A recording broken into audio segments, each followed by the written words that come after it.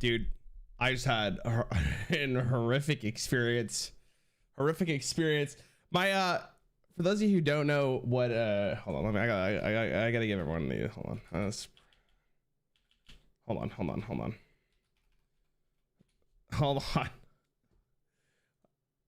Okay, hold on. I gotta give people context here of what I'm talking about before we. Is this gonna show my address?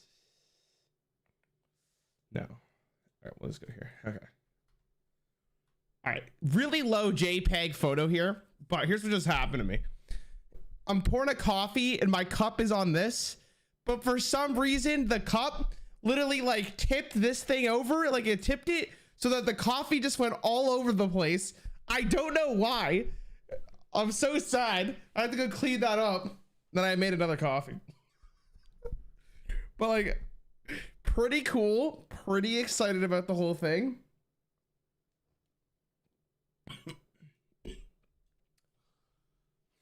The most first one problem, you're not wrong. Hey guys, what's going on? Happy Monday. I didn't stream for the last 2 days. You guys are probably wondering why. What did I do Saturday? What did I do Saturday? Saturday was a snowstorm. Oh, I know why. Let me explain, chat. No, you're not. Oh, okay. I'm gonna tell you anyways. I'm moving. April 1st, I will be in a new spot. I probably won't stream April 1st, but April 2nd, I'll probably be here. So Saturday, I have to clean up my entire place because the people have to go check in, and I never know how much to clean. So my girlfriend and I basically were like, oh, like, let's clean as much as possible. And then yesterday, we went to go look at the new place. Chat, the new place is very nice, and I'm very excited. I get my own room. Chat. I can shut the door on all my haters, which is my girlfriend. You don't think more stressful than a divorce? I'm not too worried about moving. Moving was fun. Moving's always a good time. But I get to shut a door. That means that we'll probably get new, kind of a new background, but it'll be basically the same thing. We'll also have a window, which means I finally get to look outside once in a while and have some natural lighting. Whew, I'm excited for that. Also, why is this like turned? Natural light, boys. I haven't seen a window since literally 1872. Hey, I want to say thank you for all your incredible work. Thank you. Dude, thank you so much, man. I'm glad you like it. Revealing the girlfriend on April 1st. Dude, you don't listen. She goes to a different school. She goes to a different stream. You guys won't see her ever. So we'll have a closed door. Also, chat, I will be getting a new cat on Saturday. I showed you guys some of it. Showed you guys the photo of what it looks like. It's a kitten ragdoll. So we'll be getting that on Saturday. I don't know if I'll be streaming Saturday. I'm pretty sure the whole day I'll be spending time with it.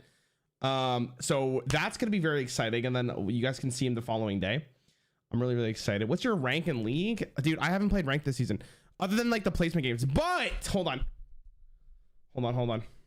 How's the cattle like in your old place? He is, I think he's liking it. It's a drastic change, man. But hold on, I gotta show you guys. I got the league needle back. I'm not gonna lie. I played a fives game yesterday with my boys before the Last of Us episode, which we gotta talk to him about in a second. But where do I look at my profile, my match history? Chat, look at this pop off, boys. Look at this pop off. Tell me I'm not nuts at League of Legends, bro.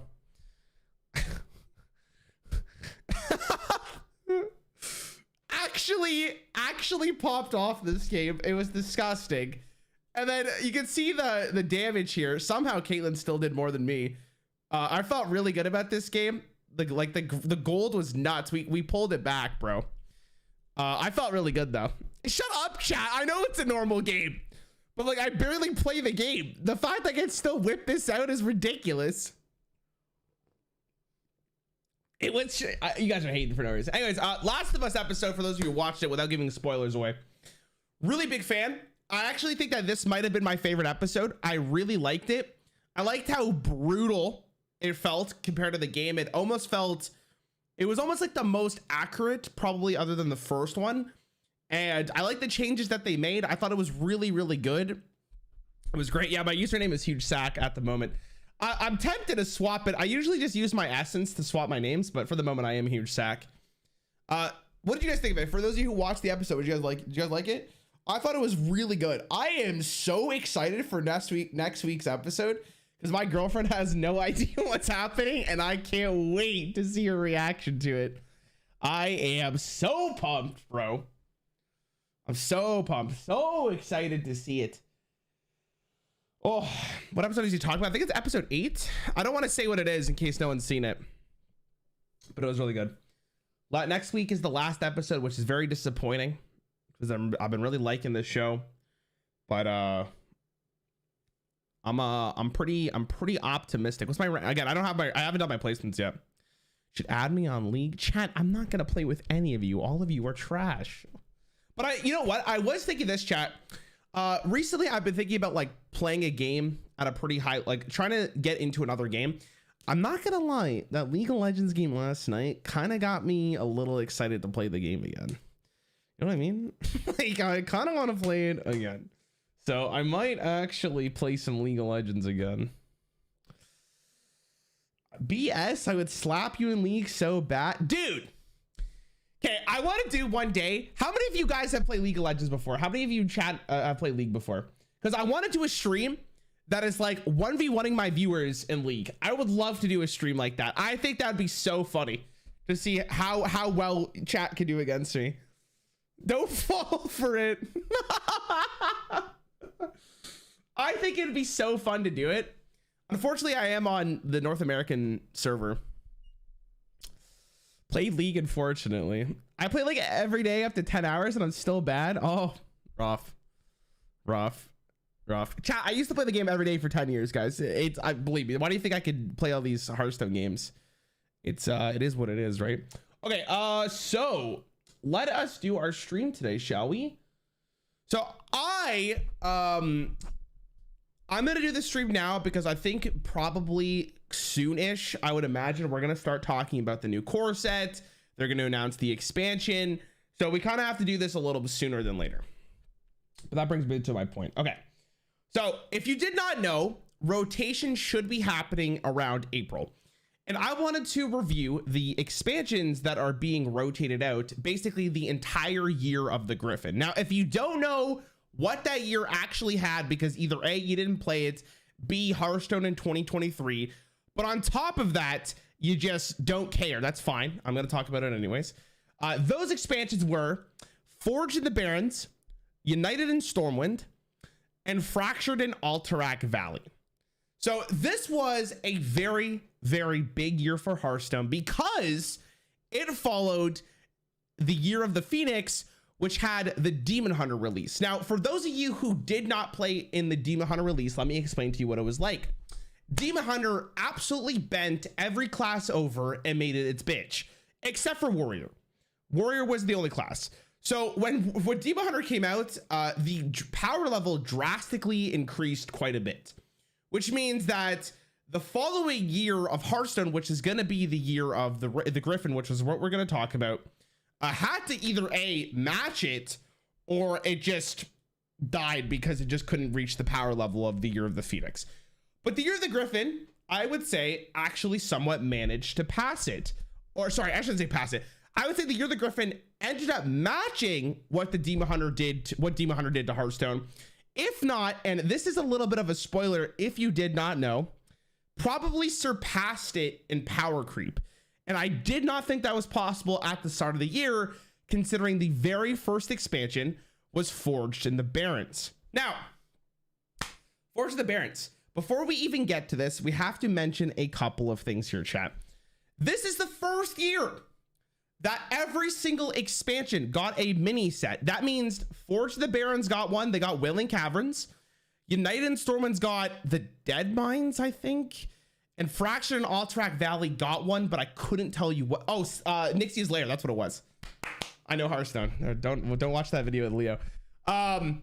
Which is pretty cool. We also, for the very first time, got our own gacha game inside of Hearthstone. You guys may know it as Mercenaries. Now, depending on how you feel about that, that's up to you. But we did get a brand new way to play Hearthstone, which You know, that's what it was. But we'll get to Mercenaries later. That's more important.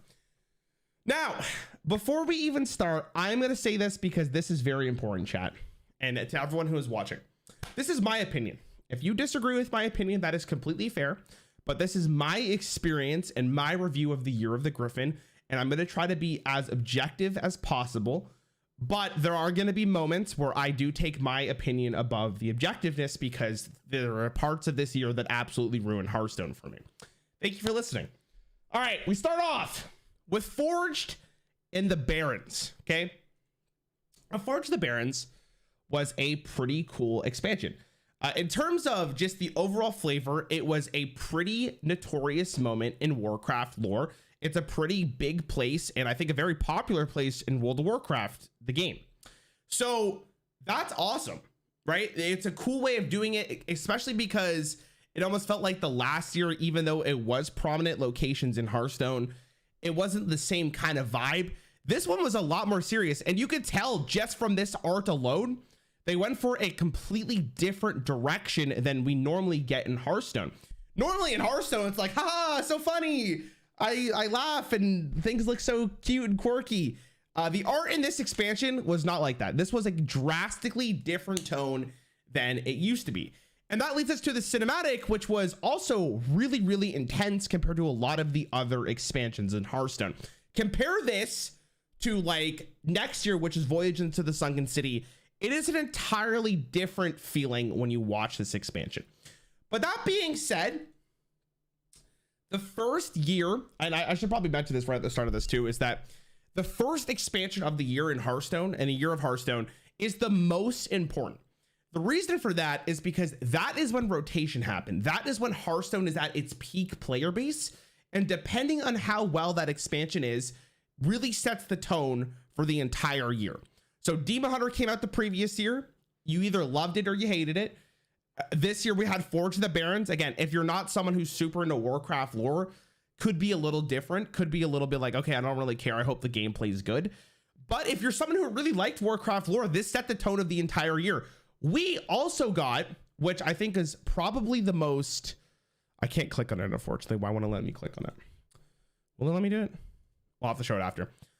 We also got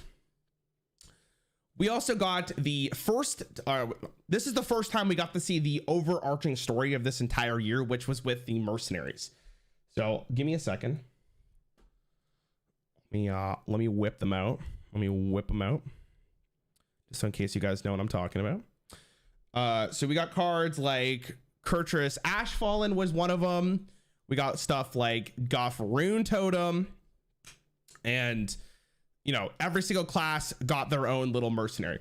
Now, this is important because Blizzard and the Hearthstone team decided to do like an overarching story with all of the mercenaries across multiple expansions, right? So this is the beginning. They start off in the Barrens. We go on to Stormwind. They get to do a quest. And then we go to Alterac Valley, which we all knew, or we all know about the hero cards, because if you haven't heard about Guff, what are you sleeping? Why are you even watching this video? So this was a pretty big important thing for Hearthstone, and I'm actually a ginormous fan of this. I think when they do like an overarching story, it definitely leads to a more exciting year because there's people you can root for. I think one of my favorite years is the year, I believe it's the Year of the Dragon, right? Yeah, the Year of the Dragon, where they did the League of Evil versus the League of Explorers. I thought that was a really cool idea, and I wish they would do it again because it's kind of interesting to see how these characters evolve over time. So I'm going to give credit where credit is due.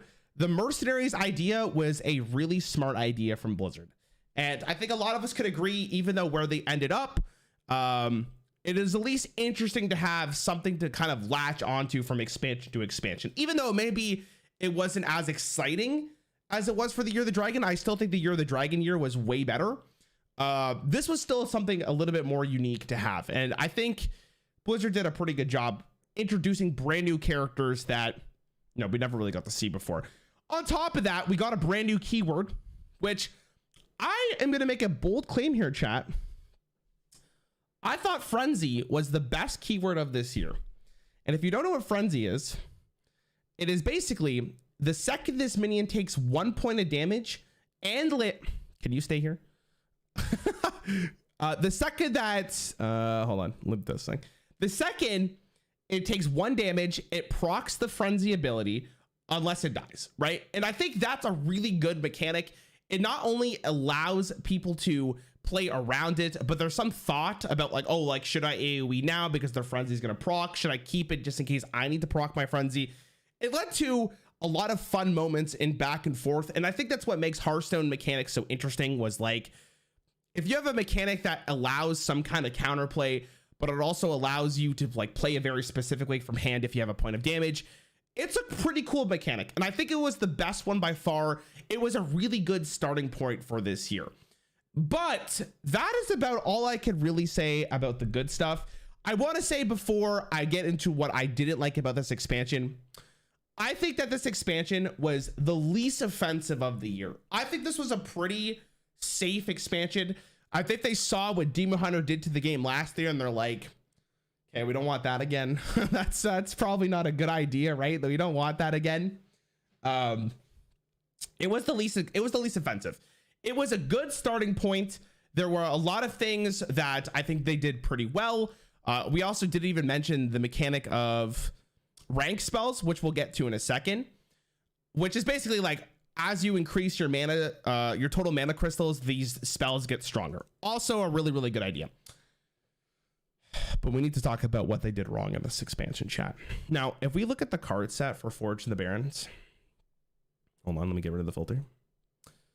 We got the filter. A lot of the cards in this expansion were pretty lackluster, right? You had a couple of really good ideas, but I would say that this expansion was probably the one that was the least exciting, right? Most of the cards, don't talk about the mini set cards. We'll get to the mini set cards soon. Most of the cards in this set were, I mean, fine. There's a couple really offensive cards like this one, which I'll talk about in a second. But most of the cards in this set almost felt like they just weren't that impactful. You guys remember these cards? How many of you guys actually saw caravans get played, right? Like, it's cards like this that made this expansion feel just the least offensive. There's some, don't get me wrong, every expansion, there's a couple gold mines in here, and there's a couple of really well-designed cards that I think were great for the game. But I don't know what it is, man. Something about this expansion, just in hindsight, of course, just wasn't as impactful as the 2 other expansions in the expansions of this year. Now, I do want to highlight some of the greatest designs in this expansion because there are some that I think are really well designed. I love this card. I think this is a very cool priest minion. It does exactly what you need to do. It's not broken. It's just really good against aggro. It's whatever against control. Really, really well designed.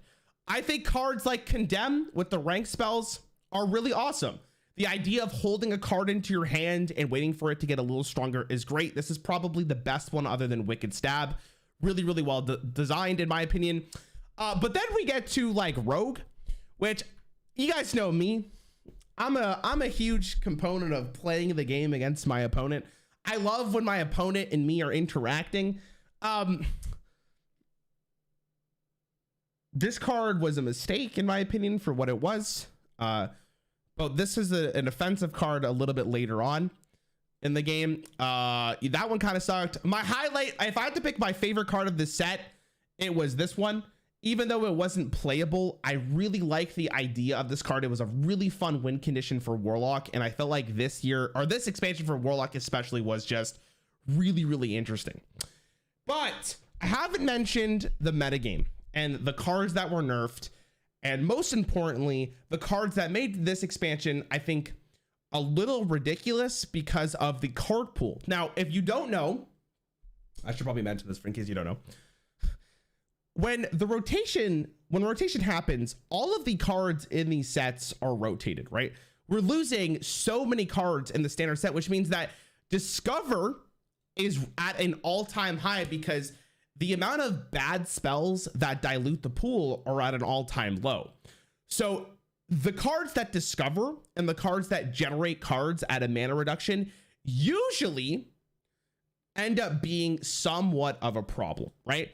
And that leads us to the very first balance patch of this entire set. I haven't even mentioned the problematic cards of the set yet, but we're going to talk about the very first ones here. Now, it's very I think as just as a human being, it's very easy to forget the negatives and the positives and things that are just, you know, in the moment they seem really bad.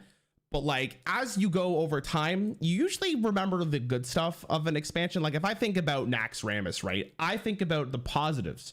But like Undertaker was a horrible card to play against for a very long time and they didn't end up nerfing it. But this had the same problem because it's not a but, it's more like, which leads me to Forge of the Barrens having a problem of the pool of cards in the set. This card was released in Darkmoon Faire. And even though this did not come out in Forge of the Barrens, this dominated the metagame for a very long time because the cards that you can get, the spells you can get in your deck at 3 mana cheaper was really, really good. So a lot of you, if you did not play, a lot of you, if you played, refer to this as Scam Mage, right?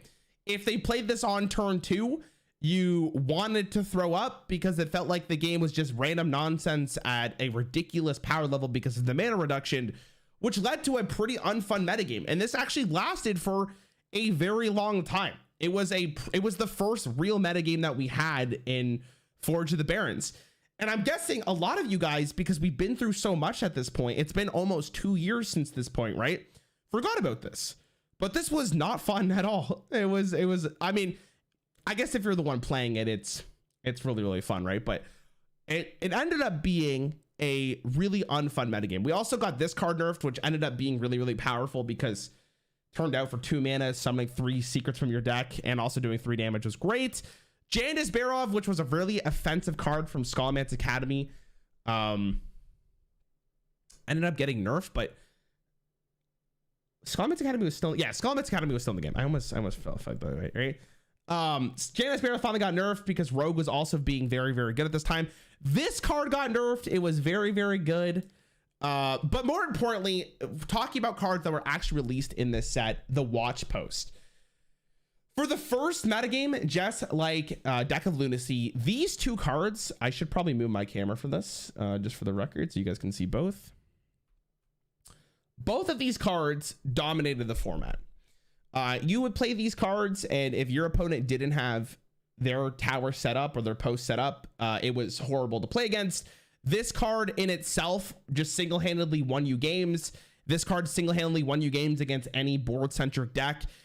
It's not like they're necessarily bad design cards, and they fit the flavor very well of the Barrens setting, but it ended up being ridiculous to deal with, and it was meta warping. It was super frustrating. This card kind of dropped out of the metagame after it was nerfed, but this card still sees continuous play up until today because, you know, if your opponent has to deal with this card and they don't have an answer for it and it just keeps on living, it could still single-handedly win you the game, but it's just not as frustrating at 4 life compared to 3. Now, again, I don't think this was necessarily bad design cards, right? I think they're completely fine, but in terms of what it did to the game, not great. Obviously, we're not going to talk about the Battlegrounds thing. So after that metagame, we kind of saw a little bit of a different metagame, obviously, because some of the main reasons why the first initial metagames was just absolutely ridiculous got nerfed and completely changed. But we started to see there was a common pattern with this game, or we started to see, which is going to be the common pattern of this year, chat. Did you guys know that mana cheating is really good in Hearthstone? I bet you guys didn't know that. It's kind of like a little unsung thing here, right? Like no one knows that. That's absolutely ridiculous. But mana cheating is really good. So, which leads us to our next balance change, because no minion mage was still very good.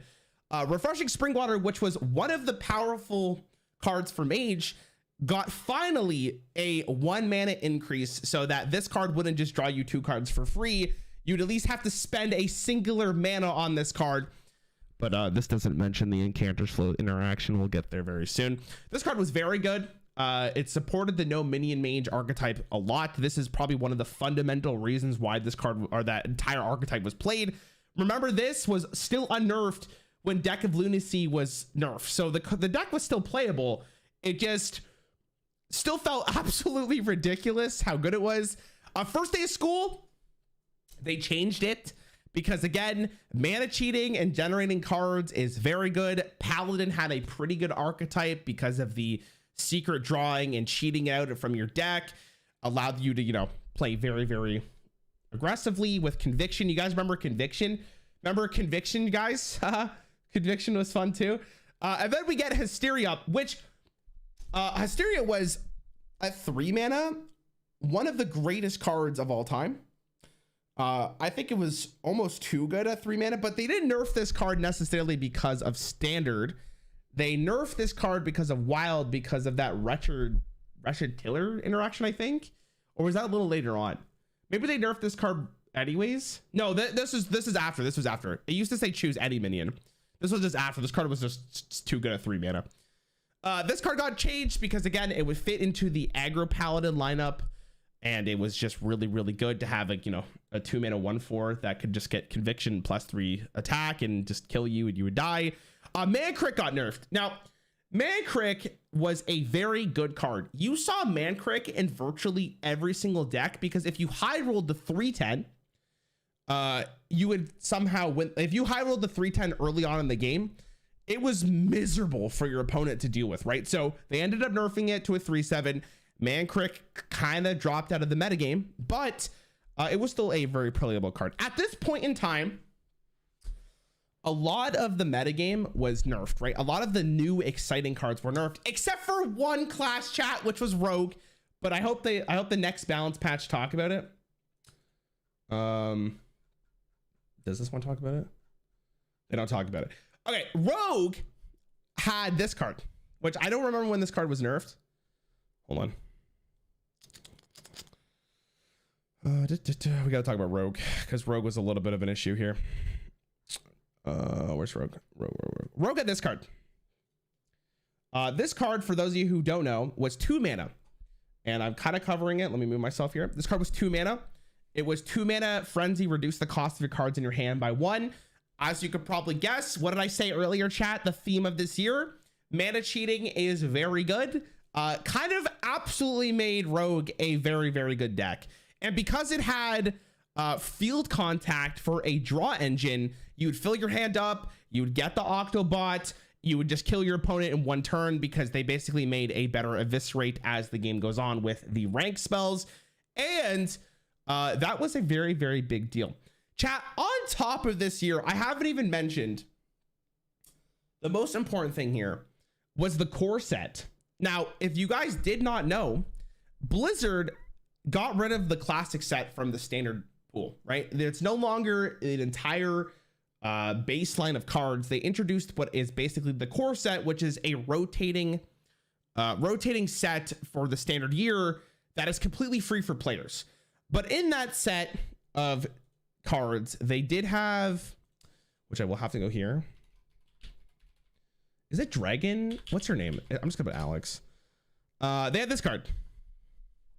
So Rogue had the ability to basically discount this card and kill you.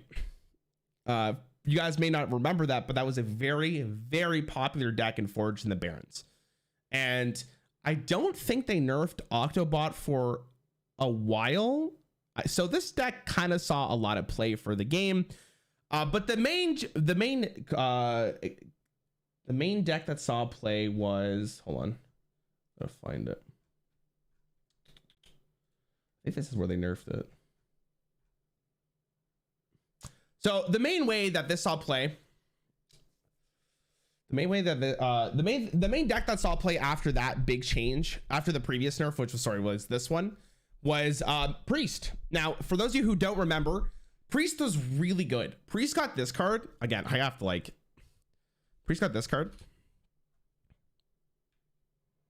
Is that not a standard card anymore? Priest got this card in Ash of Outlands, and kind of like the same problem that Mage had at the start of the year with the amount of bad spells in the pool. This card basically allowed you to play what we like to call Discover Priest, which was a control deck that, you know, would just discover answers, and it would lead games to be like 45 minutes. And I remember that metagame. It was miserable. It was such a good card. On top of that, you could discover a spell. You could use Renew to discover the Renew, like another Renew. And that was a chain that led to a lot of unfortunate moments because, again, if the pool is not that big, finding another Renew was a huge, huge deal.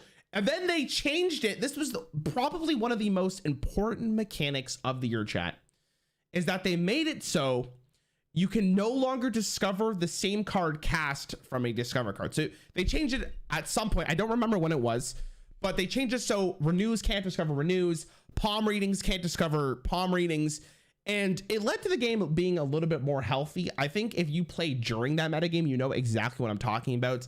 It was probably one of the metagames where a lot of people in High Legend just weren't having fun with the game because playing against everything just felt miserable. It was a really, really big deal. It was not during Skullmance. It was during Forge of the Barrens. They changed it 100%. I remember that for sure because we were complaining about it. I just don't know when it was. Okay, then we are led to the next important moment in the year of the Gryphon, but catered to more the Forge and the Barrens expansion, which was the first mini set of the year. Let me move myself up here. Which is the first mini set of the year, which was, what was it called, chat? I said it earlier. What the hell did I call it? Did I talk about it up here? Oh, Wailing Caverns. Wailing Caverns was a pretty impactful mini set. If I had to, was it the most impactful mini set of the year? I don't know. That's questionable. But they had a lot of very, very good cards in this set that did end up seeing a ton of play, right? For the first time in a very long time, Blizzard decided to print a way to interact with our hand or your opponent's hand with this card. Mutinous was a very, very good card. We also saw, I can't tell you what it's called. Hold on. I couldn't for the life of you telling me what it's actually called. I think all the mini sets from this year are actually really good, right? We saw for Shaman. Where's the Shaman? Sorry, we're scrolling down here. Hold on, we're scrolling. Shaman got this card, which was the Wailing Vapor. This card actually pushed Shaman in the format a little bit more because Shaman was kind of a pretty dead class.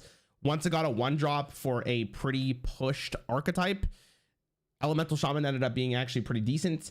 It definitely saw a lot of play. On top of this card was arguably the most important card for Shaman this entire year, which was the Primal Dungeoneer. Shaman got a pretty good mini set overall. I think the most impactful card, though, which we'll start to see later on, chat, what is the theme of this year for 500 points? Where the hell is this card? Hold on. The anticipation is this card. This was a really big deal. You'll notice, again, the common theme here is 2 less mana cheating. Very good. Ended up being very, very good, as you know, a lot of you could probably guess. It was this card ended up being one of the best cards of the entire year. Just at this moment, Skullmance released Discover patch. It was during Skullmance they stopped cards from discovering themselves. Okay, maybe I'm wrong then. Maybe you're right. Wait, I feel like that's wrong though. I feel like I remember so they start discovering themselves. Interesting. Okay, maybe I am wrong. I feel like they changed it during Forge of the Barrens. Okay, my apologies. That's wrong.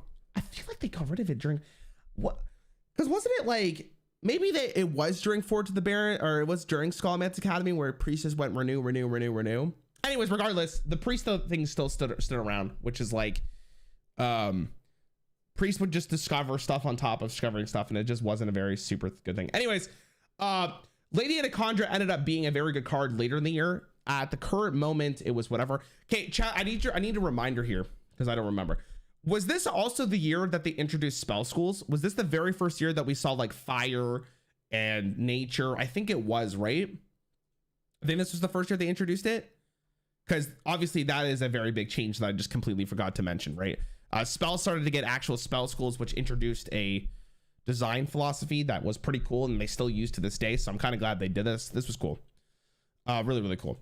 But I think overall, after the Wailing Caverns was released, we saw a couple more nerfs, right? They changed First Day of School again, because First Day of School was also really good. They changed Hand of a Doll. It turned out the Paladin deck was pretty great still. You know, it is what it is.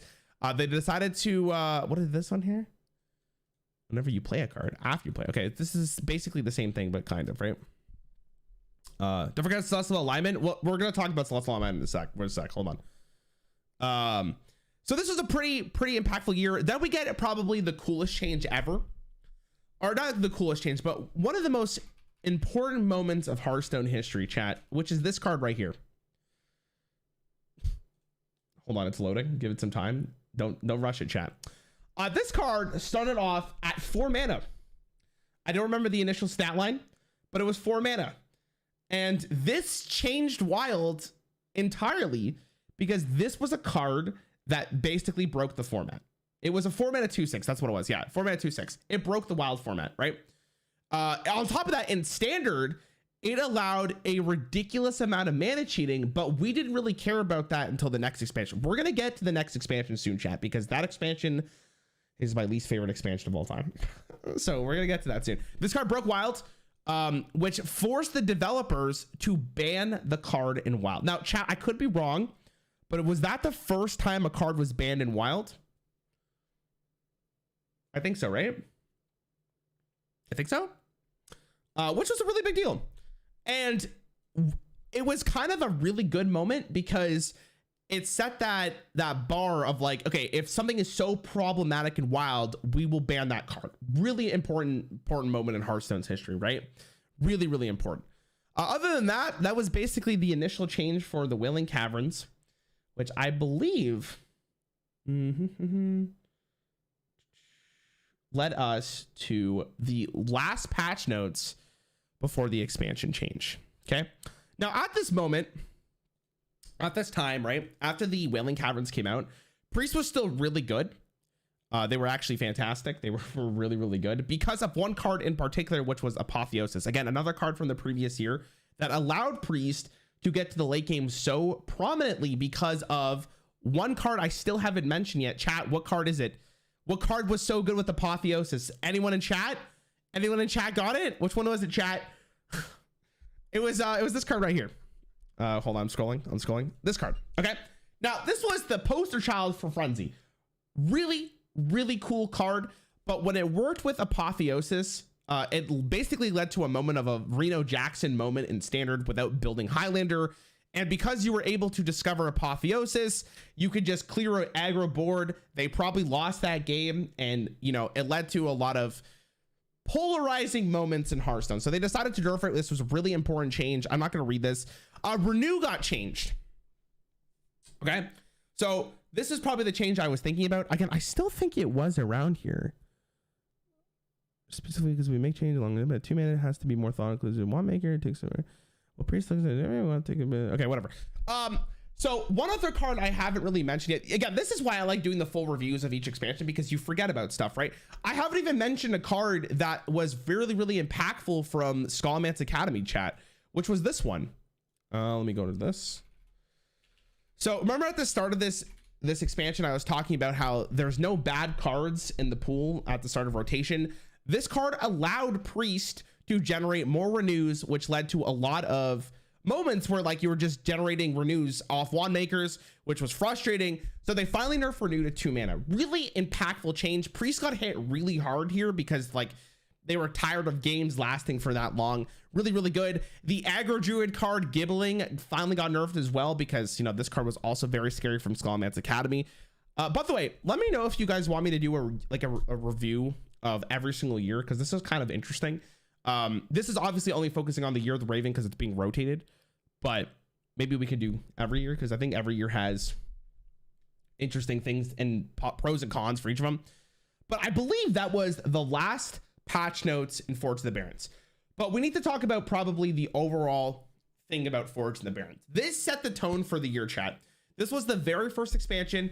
And again, I don't think this was nearly as cool as I would say a first expansion needs to be. And that's my biggest criticism for Forged in the Barrens, was just there was too many issues from previous years. It led to a metagame where a lot of the time people just feel like it wasn't super fun, or games lasted too long, or it almost felt like RNG was the main thing about this. Mana cheating was at an all-time high. There was a lot of frustrating, polarizing moments, right? And like I said, the first expansion of the year really dictates how people feel about the entire year overall. And I'll give you a really good example of this. And it's one of the reasons why I think Ungoro was the best expansion Hearthstone ever made, was because Ungoro was a really impactful set. It was very fun. It was super flavorful. It set the tone for that year. Or Forge of the Barrens, as much as it's not like a super offensive expansion compared to the other ones in this year, it just wasn't very exciting. And as a content creator during that time, I felt that a lot. I could tell in viewership that people just weren't really excited for Forged in the Barrens. Now, out of like a 10, I would probably give Forged in the Barrens like a 5 out of 10. I don't think it did anything necessarily too wrong. I don't think it did necessarily anything too great. It just kind of was a not uninspired, but a really unoffensive expansion. And I wish they started off with a different expansion of the year, but I understand why they did this.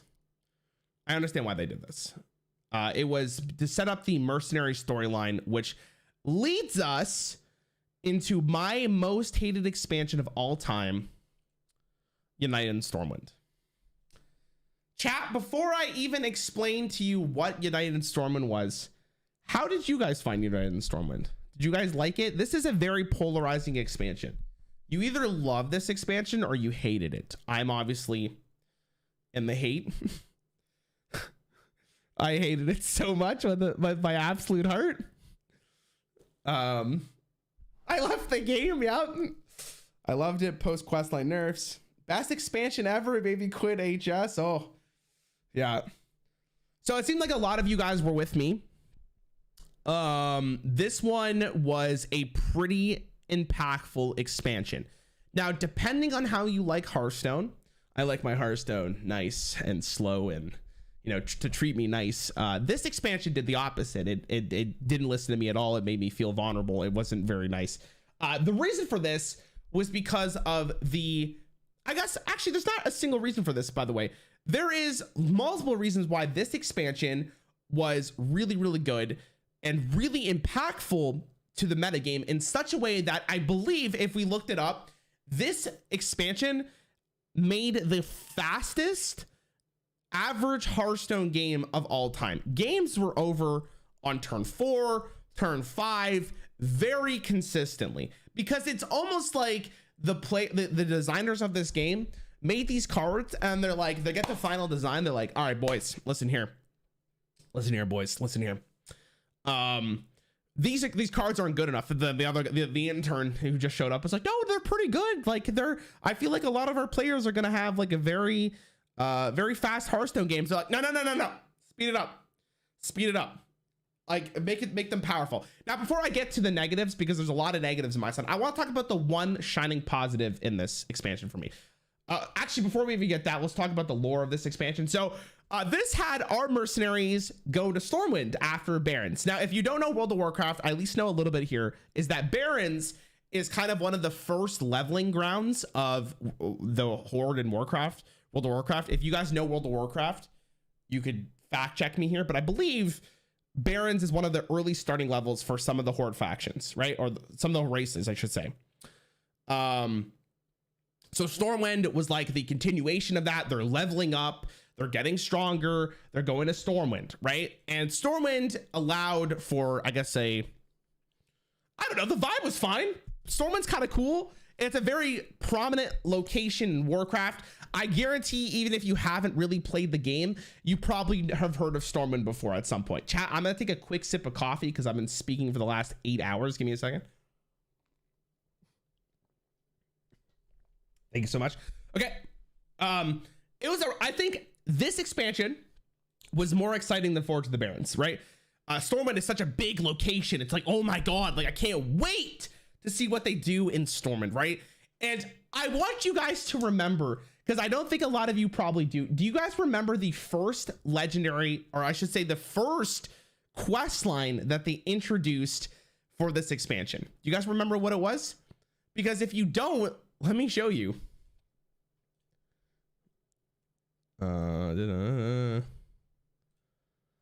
They showed this card. They showed Seek Guidance, and this was the main draw for Unite and Storm, which was a quest line. Now, I want to talk about flavor for a second, and for those of you who know me, flavor is a really big deal to me. I love flavor. This was really cool. Okay, the idea of quest lines, in theory, in terms of flavor, is a really cool idea in terms of leveling up your mercenaries, right? You start off with the first part of the quest line, you move on to the second part, you move on to the third part, you get a very powerful thing. And that thing was the very first time I think we've, I guess in a while, we saw the line destroy the enemy hero, right? This quest broke people's mind, right? Do you guys remember how exciting it was when people saw this card? People were like, what the frick? It's so broken. I can't believe this, man. Holy dude, holy. Right, guys, I'm sorry if you're like donating and something. I'm so sorry. I'm kind of getting hyped here. Homer Heart, thanks for 5, bro. What is Huff? Just call me Dolphin. I left Hearthstone after Dragon Paladin and Blackrock. Wait, what's BLM? Is that Blackrock man? Quest was the best deck I could play free to play. I felt like I had a chance, dude. Pog, love to see that. Okay, sorry, I'm trying to get through this because we still have so much to talk about here. This card broke like the Hearthstone internet. Really exciting card, and they did this intentionally, by the way, because I think they realized from Forge to the Barrens there wasn't enough hype. There was like, it was kind of whatever. So they're like, let us release arguably the most interesting card in terms of just text to our players the very first day to hype them up. I was also getting a COVID booster shot during this moment. I was sitting there waiting to get my COVID booster shot, and I was sitting there like, holy shit, like I can't believe they just made this card, right? Really, really big moment. Okay. So they introduced quest lines for every single one of the mercenaries, which we'll get to a couple because some of them are questionable. They also introduced the tradable keyword. All right. Now, the tradable keyword, I think, was arguably the most impactful mechanic of the year. I guess the most impactful keyword of the year. I said that Frenzy was the most, was in my opinion, the most, the best one they did. But I think tradable is the most impactful. And the biggest thing about it is that it made cards like, I think it's called Viper. Not 1 mana. It made tech cards actually playable, right? If this card didn't have tradable in it, I don't think it would have been ran. But because it had tradable on the card, and if you don't know what tradable is, you can basically pay 1 mana to drag it over your deck and get another card. It's like a 1 mana cycle if you don't need that card. It allowed cards that usually would be unplayable to be playable. And I want to shout out the developers for this, because even though it did lead to pretty consistent decks, this was a really well done mechanic. It is very hard to make unplayable cards playable, and I felt like this was a good way of doing it, even though the main reason why people usually put this card into their deck, or cards like this into their deck, is because the 1 mana cycle. But we'll get to that later, right? That was a really cool one. They also introduced the professional tools, which, I mean, I guess it depends on how you think, how cool they are. Some of them were just straight up interesting. Like Kodo Mount was a pretty decent card, right? Some of them were like this, which even after it got buffed, it still didn't see play. But chat, what did I say at the start of this year? I'm going to keep going back to this, right? What was basically the tone of this year? Mana cheating is really good. Really good. And they saw that and they said to themselves, let's have some more mana cheating, because they gave Warlock, which again, we don't have to talk about this, but I gave this card a really bad review because I thought it was so bad. The starting mana cost for this card, it has the exact same text, was 3 mana. Was 3 mana. I thought this card was not going to be good. It turned out, and this was a pretty good card. It was very, very good card. It was an insanely good card. It turns out that if you could reduce your whole hand twice with the amount of draw that Warlock has, it was broken. So over the, I want to say up until the current year we're in, right? They ended up nerfing this card twice to 5 mana, and it's still playable at 5. It's not nearly as good, but it's pretty good. Other really important cards here were hold on, was actually, we'll talk about this card too. This card was released, and me included, I thought this card was going to be very, very good. It turned out to be not. which was very funny because if you showed this card to a lot of players, people were like, oh my God, this is broken. It's so good. Like, why is this card not playable? But it ended up being not great. This card turned out to be arguably one of the strongest cards of the set and was one of the reasons why games would end so fast. This card single-handedly allowed any board-centric deck that was aggressive to have a huge payoff and just win games on turn 5 consistently. Even nerfing it from 5 to 6 didn't really solve the issue. It was still very playable. It was great. But you'll notice over this entire year, a lot of the cards that were good were either A, cheating mana, or B, had a very ridiculous effect that would single-handedly win you the game. Let's start off with the card that I thought was going to be the best card of this year, which was a quest line. This was a good card. Okay, this was like this card was something. I saw this card, and even though I blundered really hard on the ride, I saw the Demon Seed, and I said to myself, this card is going to break the game, because what you get at the end of this is the battle cry for the rest of the game. Damage you take on your turn damages your opponent instead. I believe that this card was very good. And this is where we end up basically starting the main identity of this expansion of, if you don't kill me, I'm going to kill you. There was no idea. There was no archetype that was play slow. It was like, I need to kill you as fast as possible, and if you don't, I will kill you as fast as possible, right? That was basically what this expansion was for a very, very, very long. Actually, I want to say almost, I stopped playing this expansion at some point, so you guys were gonna have to connect the dots for me, and we're gonna get to why I stopped playing it. But this card was insane. Okay, this card fundamentally changed the way Hearthstone is played. It was banned in Wild super fast because of, you know, if Stealer of Souls is banned, you kind of have to ban this card too. This card was just, it was really, really, really good. It was really, really good. If this card was not banned in Wild, this would be the only playable deck, I'm pretty sure at this point. There was also some really good and fun archetypes in this expansion, but again, they didn't really show up. I want to compliment, by the way, I really want to, before we get into the cards that I absolutely hated, I didn't mind the Demon Seed because I'm a Warlock main, but I understand how good of the card, or how great the card was. I want to compliment this card. I think this card is awesome, even though it ended up being one of the reasons why we had to deal with more mana cheat along the way. This card was really cool. We've never seen an effect like this ever in Hearthstone, and it's really interesting that the designers came up with a card that was like, pretend you're another class. And I feel like this design is really unique and special, and it was one of the highlights of the set. Even though this card wasn't super playable in Stormwind, it ended up being super playable later on. This card was just, it's kind of fun, right? It was a really, really unique card. But that was basically my only highlight of this card. I want to talk about probably the card I hated the most from this set, which was Sorcerer's Gambit. Which this is the fundamental issue with almost all of the quest lines, is that after you completed the quest lines, it fundamentally changed the game. Now, you'll notice, and if you go look at Hearthstone history over the years, that as soon as you play a card that fundamentally changes the game after it's played, it usually makes the game just not fun for someone, right? I talked about Celestial Alignment. Celestial Alignment was a really big problem, and it was a really big offender of this, is that after that card was played, before it was nerfed, it basically changed the game, and it made the game unfun for someone, right? This was the same philosophy.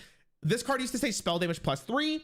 After this card was played, it just felt miserable. It was just not fun to play with. It was awful. If the mage got to this point, I hated it.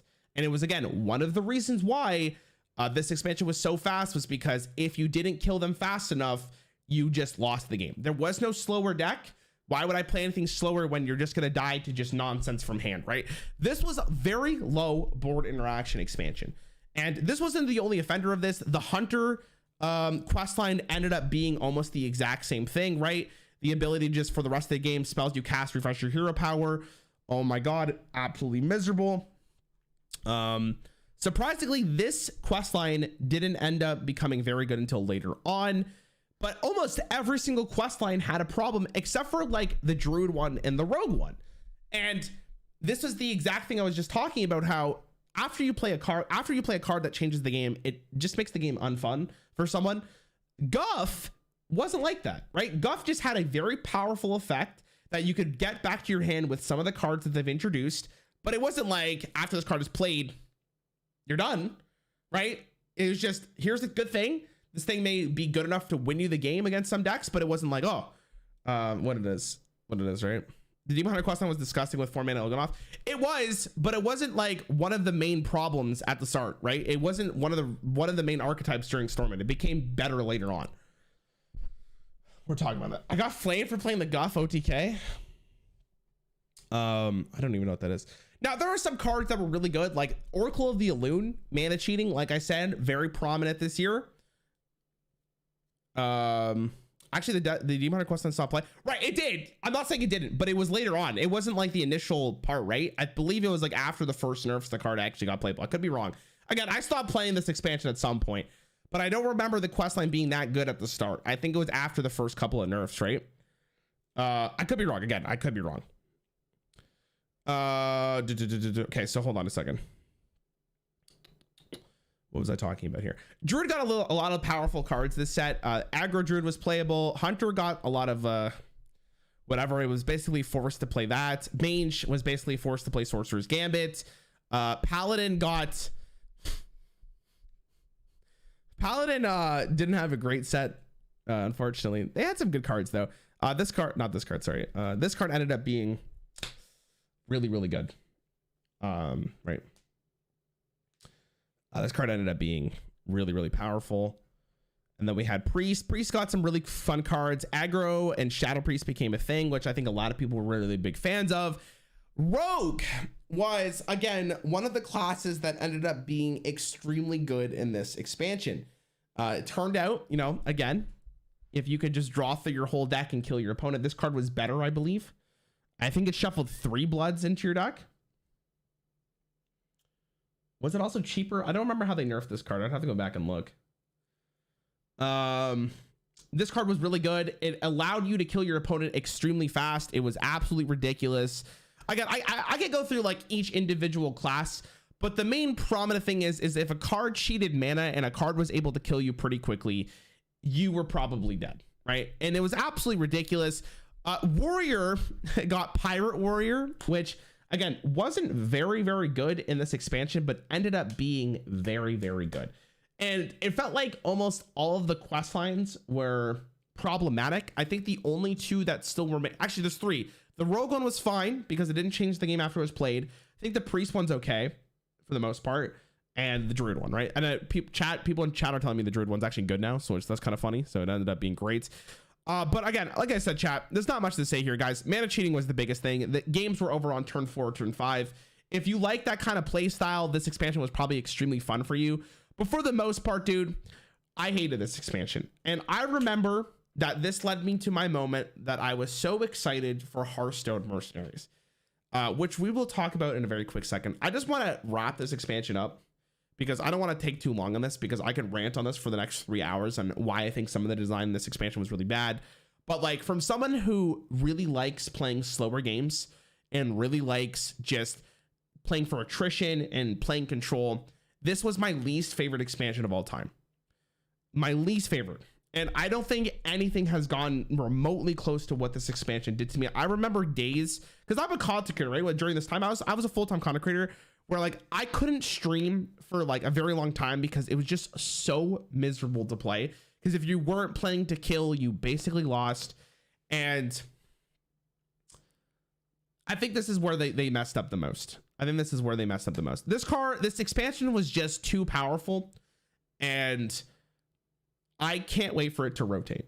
Like I just can't wait to rotate. And I hope the designers of this game looked at the expansion and realized what went wrong for a lot of players. And I'm sure there were people who absolutely love this expansion, but dude, I just can't look at Hearthstone the same after this one. It scarred me, Chad. It scarred me. I hated it. I don't know, maybe you guys disagree, but again, this is my video or my stream. I'm not a huge fan of this expansion, and I made a video on this expansion actually. Hold on, I think I had a really sad thumbnail. I have to find it. I made a video on this expansion basically talking about how if you're a content creator, this is the worst time to be a content creator. You can't play any off meta decks. You're basically forced to play games on turn 5 and just hope that you can, you know, come out on top. It was really unfun. It was really fun. And I wouldn't be surprised if after this expansion, there was a huge significant drop off of players. I wouldn't be surprised if there was just a ginormous drop off of players. And again, I really hope the designers of this game learned from this expansion. It was rough. A lot of people just stopped playing the game. And I would give this expansion probably a 2 out of 10. I'd give it a 2 out of 10. Now, before we move on to Mercenaries, I just want to go through the patch notes with you guys, because I think the patch notes of this game are extremely interesting to look at the expansion here, right? Because it gives you more context on just how ridiculous this expansion was. Right? So in characters flow at this time, chat, at the time United and Stormwind was released, this card was still 2 mana. This card was still 2 mana, dude. It was still 2 mana. It was so, I hated this card. I hated this card. It made the questline mage deck just so ridiculous. I don't know how this card lasted for so long without getting nerfed. It's ridiculous. So you guys were right. Il'gynoth was I'm guessing Il'gynoth was nerfed, right? Yeah, I guess Il'gynoth was really good with the questline for Demon Hunter. It ended up being really good. My apologies. I don't remember it. I guess I repressed it from the fear. I don't remember why this card was nerfed. Oh, it was it nerfed because of the Warlock quest? Because I think they wanted to nerf it, right? We see the nerf of Battlemaster. Hunter got nerfed. They nerfed the Elemental deck. They finally nerfed Conviction here because of the Battlemaster. You didn't need the questline because of the questline. I don't remember. I actually can't remember. This card was, in terms of design, this was one of my most hated cards of all time too. But I can't. There's just like, look how many. This is the first patch of the expansion, by the way. Look how many nerfs there are. And that was just starting the problem, chat. That was just starting with the issues, right? Also, I haven't even mentioned one of my most hated cards, dude. Where is it? Where is this lovely card? Is it this expansion? What expansion was this from? Okay, we'll talk about it here. Okay. We'll talk about it here. So they ended up, this is the second patch. They ended up nerfing the Ironbound Brute. So you guys were entirely right. Demon Hunter had a really good deck. This card was still in the game, by the way. So once people learned that you could play Shadow Priest and then just give them no good cards into your hand, you would get Elusiad, and then you would also just lose the game at turn 5. You know what? I'm gonna take it back, chat. This expansion was a 10 out of 10 because the diversity of the amount of ways you can kill your opponent was phenomenal. I mean, I'm kidding. It's still a 2 out of 10. Insane. Like, this card was insane. They nerfed it. They killed it. This card died. This card got changed because of the questline for Shaman, because the Shaman questline ended up being really good. They were super, super worried. They nerfed the Demon Seed twice, and it is now banned in Wild. So they banned this card pretty fast. It was, look at it, they're nerfing, a lot of nerfs. And then they did, okay, so this is something I thought that was really nice of the Hearthstone team. And again, if any of the Hearthstone team watches this, I encourage you guys to buff more cards. I think buffing cards is really healthy for the game because it potentially allows new decks to form that weren't there as long as the cards aren't broken. Dude, they buffed this card because it was virtually unplayable. They made it 1 mana. At the time, it was still pretty bad. This card was a pretty big change from a 2 mana 1/3. This card became very, very popular. They buffed Wildfire Mage, which was one of the missed archetypes from Forge the Barrens. They buffed it. They buffed Pirate Warrior slightly, so it'd be more playable, which ended up being a little questionable later on because, you know, some of the cards were, so that deck became very strong. They buffed it. Really, really interesting changes so far, right? There are so many changes in this expansion. Did I lose my page, by the way? What the hell? What? I must have lost my page. I guess I did. Hold on, chat. I lost my page. Where was I? Okay, so then we have, so this is where I stopped playing the game. Okay, 21.4 is when I stopped playing Hearthstone. So I'm already not feeling pretty optimistic about Hearthstone after United Stormwind, at least standard, right? But I was really excited for Mercenaries. Now, chat, I want to talk about why I was excited for Mercenaries more than a lot of other people. Okay, when Battlegrounds came out, I was actually really excited to play it, but I just didn't get into it because, you know, I was super involved with, I wanted to, you know, be a standard content creator, whatever. In hindsight, I wish I went a little bit more into Battlegrounds, but when Mercenary was announced, I was really excited for it because it was a break from standard. And I knew that at least people would watch Mercenaries because it's still Hearthstone related. Where if I went to like a different game, the viewership would drop significantly, right? And I was a pretty small creator at this time. I think I was still around like 20,000 subs. I mean, that's in terms of Hearthstone, that's still pretty good. But I was a pretty small creator. And when Mercenaries came out, you could say what you want about it, chat, but it was probably the biggest flop Hearthstone's ever done. And it made me really sad. The way that they marketed this game mode, was Slay the Spire-esque with Hearthstone, right? And we already had some kind of dungeon crawler mode, which was like the dungeon runs or whatever, right? So if they just took that idea and made a Slay the Spire variant of Hearthstone, dude, think about how good it would have been. Think about how good it would have been. Think about how insane it would have been if they just made Slay the Spire in Hearthstone, bro. Oh my god, it would have been amazing. It would have been so good.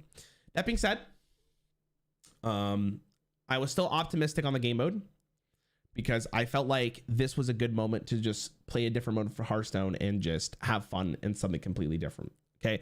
Now, I will say this. I think a lot of people give this mode shit, but for the first couple of weeks before they made a significant change, this game was really fun.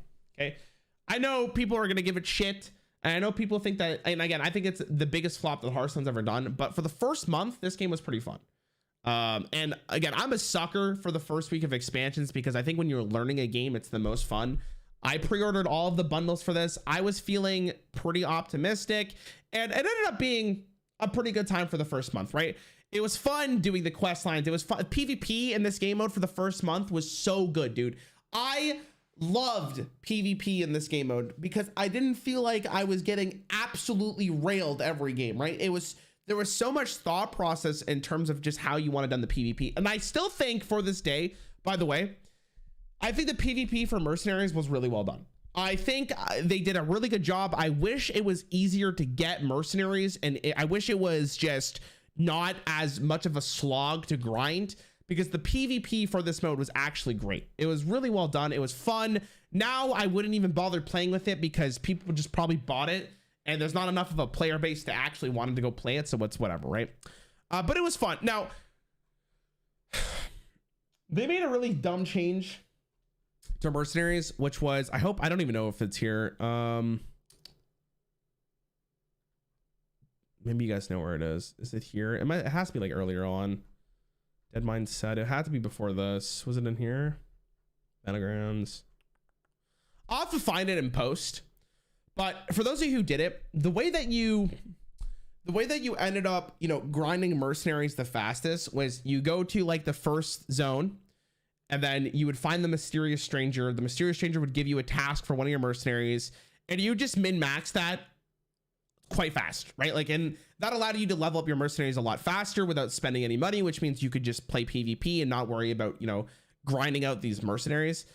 They changed it really early on in Mercenaries life cycle, and I think that was the beginning of the end for the game mode. I think if they didn't change that one thing, I think Mercenaries would actually probably still be around. They wouldn't have canceled it, but they basically said to you, hey, that gift I gave you for Christmas, we're going to take that away now. And imagine that in real life, dude. Imagine how awful that would feel. if that happened in real life, if your parents or whatever walked up to you and said like, hey, like I got you this gift, I'm going to take it back now and you can no longer have it ever again. So that was rough. Really bad change.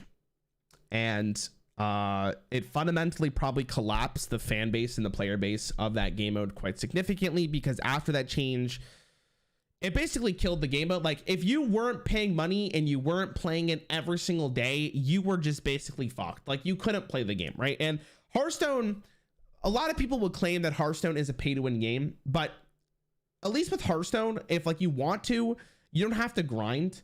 You could just bypass the time investment with money. Mercenaries, because of the way the packs were dealt and the way that you had to get coins for your characters, made the game absolutely miserable to play. Like it was just really poorly thought out. And in hindsight, it pisses me off because the potential was there. It was, what a failure, dude. What a failure. And it really sucks because I was so happy to play it, right? And I remember streaming with the lead designer on the game mode, Paul. I like Paul. Who was there for Paul chat? That guy was pretty sick. But I feel bad, man. I really do. A lot of people probably put a lot of effort into that, and I think Blizzard's greed kind of fucked them. But that wasn't even the final change that we're talking about here.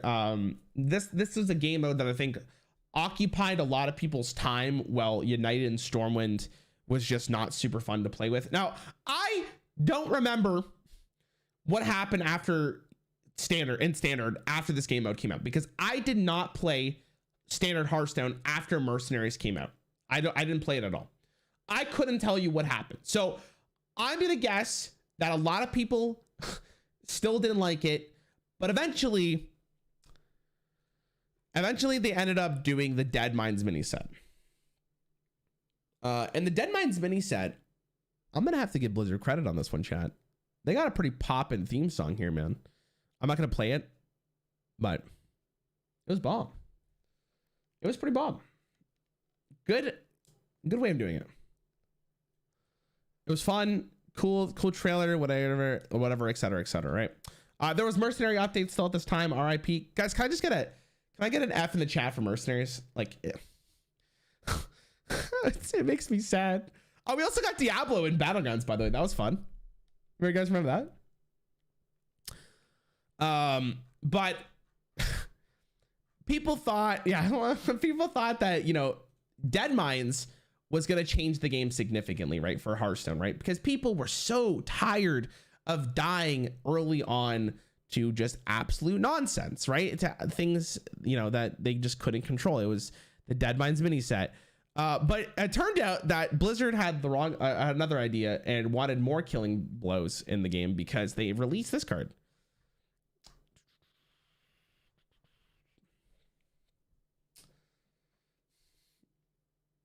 They released this card, and this card was 6 mana at the time, and it kind of it kind of killed people too. So, you know, if you are not a fan of dying, this was a rough expansion. All right, it's a rough expansion, and unfortunately for the Deadmines mini set, I wouldn't say that it really changed the game at all. If you are already not a fan of what the expansion brought to the game, you probably still hated it for the most part. I can't really look at this expansion or like the Deadmines mini set and be like super optimistic of what they released for it, because most of the cards were just not playable. But we did get this card, which this card before used to say you've cast the 5 or more. Now it's 6 or more. This card broke wild, so there was another reason to, you know, be a little nervous about this expansion. This card changed the game in wild. I don't know, man. I don't know what like I really could say about this expansion. I'm trying not to be super negative here, but like the more I look at this expansion, the more I don't look on it fondly at all. I guess we got this card. This card was cool. But the main thing here was that Pirate Warrior started to see play, because they also printed this card. And you remember those buffs we talked about earlier? Pirate Warrior ended up starting to see play because of this, and Mr. Smite. Mr. Smite plus Defias Cannoneer kind of brought that deck to the metagame, which I think a lot of people could probably say that they weren't big fans of Pirate Warrior because it was the face roll deck. It was probably the easiest Hearthstone deck ever to play if you wanted to win at a pretty high level. I'm gonna move on from United Stormwind. I think this is just getting depressing.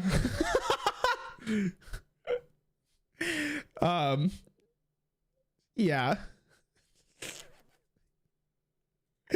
We're gonna move on. Okay, so at this point in time, I still wasn't playing Hearthstone, right? Or I wasn't playing regular Hearthstone. I was still playing Mercenaries at this time. But I did follow Standard at this point because I was like, how could they follow United and Stormwind? How could they even match the quality of games that we had in United and Stormwind? And dude, somehow, dude, they matched exactly what it was in United and Stormwind. You were still dying really early on because they released cards that were absolutely bonkers, but we'll get to that in a second. I want to talk about the overall flavor from this expansion. Chat, my favorite thing about this expansion, and I don't know why they stopped doing it, was that they allowed you to pick a side when you logged in that day. You got to pick Alliance, you got to pick Horde. I don't know which ones you guys picked, but that was so cool to like promote a side. I was like, damn, dude, like I'm part of the, I don't remember what I picked. I think I picked Horde because I thought Drekthar, whatever one had Drekthar, that's the one I picked. I thought Drekthar was broken. I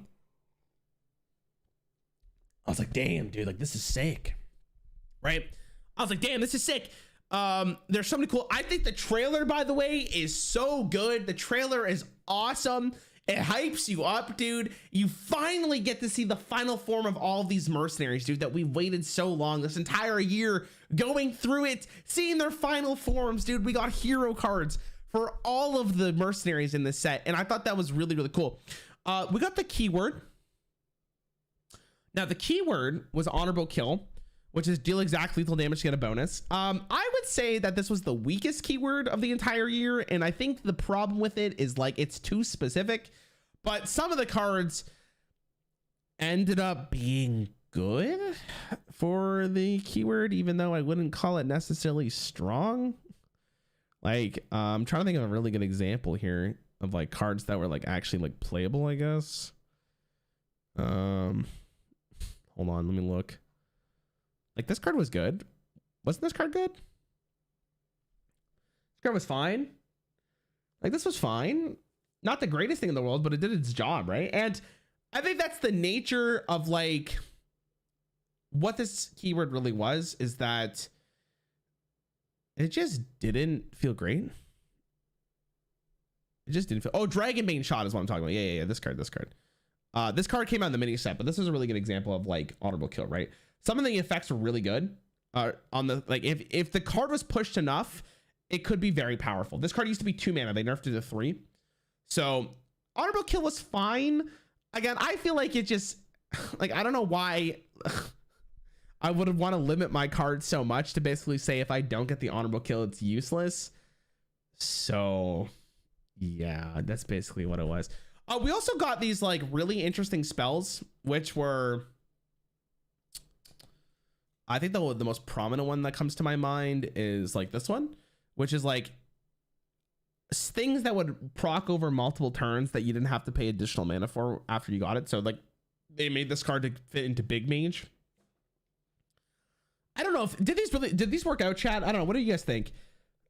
I think they kind of did, but like not really. Like some of them were really good, some of them were bad. Yeah, the shaman one's probably the best example of it, right? The shaman was probably the best one that we saw, which was this one, right? This one was good. Rogues was fine. It like hit and misses here. Now, before I get into how I felt about this expansion, chat, how did you guys find it?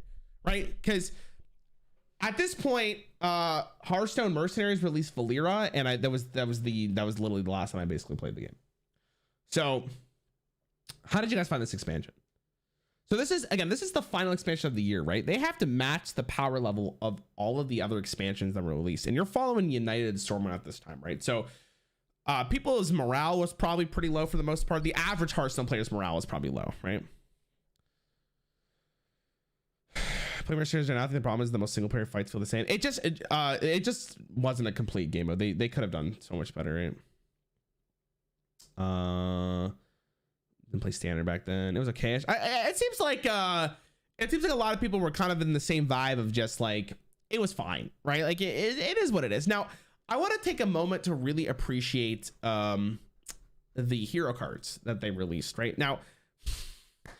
I don't know how you guys find hero cards. Hero cards are like, they're questionable, because if a hero card is too good, it's the same issue as the quest lines, right? Where like it fundamentally changes the game after it's finished, right? Or after you play the card. And usually that's like a little questionable for some players. Now, can I filter by hero? Is that a problem? Is that a thing? I know we definitely can do legendary. If I type hero, does it work? Nice. Okay. So this is the final form of the mercenaries of this year, chat. And I haven't got to the problematic card here. We're going to get to the problematic card here, right? This card, what the hell? Okay, let me show me one. This card ended up being really good. Right, we're just gonna go through all the hero cards real fast, because I think it's a really interesting design philosophy of hero cards, right? This card ended up being very good. I believe it still sees play somewhat till today. Really, really good. But this card is fine, because after it's not like the worst case offender, because after this card is played, yeah, you're obviously a better hero and you have a better hero power, but it's not like broken, right? This card's not no play, bro. What are they print this fucking card, lol? This is the biggest offender out of all of them. This is, you either love this card or you hate it. There's no in between. This is a very polarizing effect. Setting your maximum mana to 20 is absolutely ridiculous, right? I think a lot of people, when we first saw this card, is like, holy moly, right? How do you guys find about getting to 20 mana, chat? Do you guys like it? Is it a fun mechanic? See, this is the hardest part about being a game designer, is that how do you make something extremely fun to play, but also fun to play against, right? And I feel like people who love this card just love the possibilities of hitting 20 mana, right? But at the same time, it's like when you go against it, you're like, oh, fuck.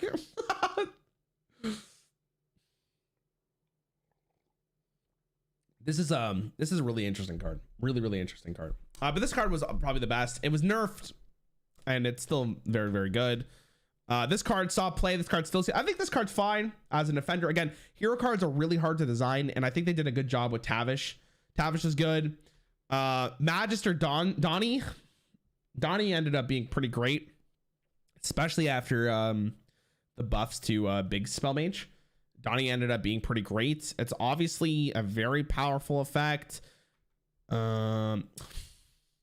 This card used to be 7 mana, and it's mainly because of this thing right here. This is also a really good card. This is probably what I would describe as probably the second best hero card after Guff. Really interesting effect. But again, I'm looking at these hero cards, and they were really good, but it wasn't what I want to say as the fundamental thing that was happening in Alterac Valley, right? Because unfortunately, there was one card that we'll talk about this card in a sec. There was one card in the game that kind of absolutely railed the metagame at the start, chat. Do you guys remember what card that was? I wasn't even playing at this time, and I know what card it was. Do you guys know what card it was? As I'm scrolling down. You guys remember what it was? So this card used to say, after your opponent casts a spell, summon a copy of this. It didn't say summon another IMD Trog. It said summon a copy of this. Meaning that if you had any buffs on this card, any enchantments, anything, it would copy to the next one, and it would only get worse and worse. Meaning if you couldn't kill this card on turn 1, this card single-handedly won you the game. This might have been, in its previous state, the strongest 1-drop ever made. It was really good. And I wasn't playing at this time, but I was still looking at the expansion, the standard metagame, and just seeing what it was. And I can't believe how many people were like, what? How did this card get past final design? How did this card end up being like what it was, right? And they nerfed it pretty quickly, man. So I have to basically hope, in terms of this case, that the patch notes really do it justice, right? So we're going to talk about the first patch notes for this game, because it really showcases to you what the metagame was like right at the start. So again, we got hero cards, we got honorable kill, but what ended up seeing the most play here was cards from a previous expansion. and kind of showcasing how good mana cheating is, right? And even though you hated Trog, people hated Trog, the benefit of Trog was that it stopped players from playing decks that would only play from hand, right? You had to be able to deal with that Trog, and if you didn't, it was absolutely ridiculous. So we saw that Celestial Alignment, even though it was a card released from 2 expansions previous, because it fundamentally changed the game, an insane amount of mana cheating for Druid got nerfed. And it was a really important moment in Hearthstone because this was one of the most polarizing cards of all time, right? It's ridiculous. Bannerman ended up getting nerfed because Paladin was absolutely railing kids. I shouldn't say railing kids. They were absolutely like destroying. They were absolutely destroying almost every single class in the game because you play Trog on 1, follow it with like buffs, and then your opponent couldn't do anything. And then you play the Bannerman to follow, you got a bunch of buffs in your hand, and it's over, dude. It's over, right? This card ended up getting nerfed because, again, mana cheating was absolutely ridiculous, dude. Oh my god, mana cheating is insane. But this was okay. No, we need to talk about this card. We need to talk about this card. Now, you guys know Leo, right? I love Leo. Leo and me are, I would say, pretty good friends at this point. I love him. He's one of the designers on Hearthstone. He's a very, very nice guy. Leo, you goofed, buddy. You goofed hard on this one. This card used to be 5 mana. And you could probably imagine that there were ways to copy it because of that freaking bird that came in Deadmines. So it ended up being a pretty frustrating experience, I would say the least. Very powerful effect. Very powerful effect. Touch ended up getting nerfed. I don't remember what the Warlock deck was at this time, but it ended up getting nerfed. Really good card. Mythal Rod got its second nerf during the set. You could see that all of these cards from previous expansions started to getting nerfed because, they were really, really powerful. United Stormwind was a huge problem here. This is one of the cards from the core set. We saw this change, right? This was probably the most important change for the entire expansion, because if this card stayed for another expansion after, or another patch after, it would have been really, really bad. Owl Lock. I'm designing my own game right now, and I have a rule: no mana cheating cards allowed in development. Mana cheating is not bad, by the way. If mana cheating is done well, it could be a very good experience because, cheating mana is fun, but it just has to be at a cost. You have to design it. That's a different discussion. So Trog got nerfed, right? Moar got nerfed because I believe at this time it was cards like Questline Demon Hunter with Il'gynoth was still very, really popular, which again, oh my god. Dude, I want to take a moment, by the way, because some of you guys may not know this. I think that's how you spell it. This card right now, this card, chat, saw play and won in 2 world championships 1 year from each other. Think about how crazy that is. 1 year difference, and it still ended up being absolutely ridiculous. Isn't that mental? What the hell? Anyway, sorry, that was my little off tangent here. It was crazy. Where's my patch notes? Okay, yeah.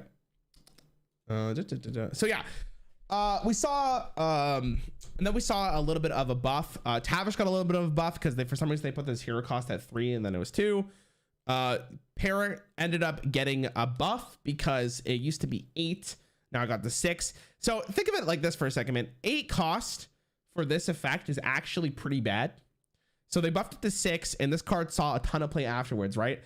This card broke wild when it turned to 6 because of the quest from Ungoro, but that's a different discussion.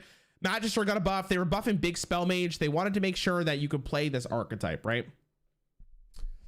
Really, really interesting changes, right? You could see how crazy this expansion was just at the start, right? And then we move on to the next one where we saw different changes. So chat, this is 1 month after, by the way. So this was the expansion before Christmas holiday. This is 1 month, right? I could be wrong, but I remember one card being extremely good. Do you guys remember what card was extremely good during this time? And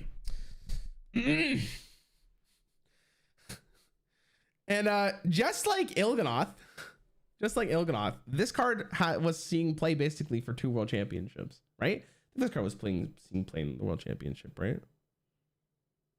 What's this card? This card was really good. It finally had a payoff for Maestra.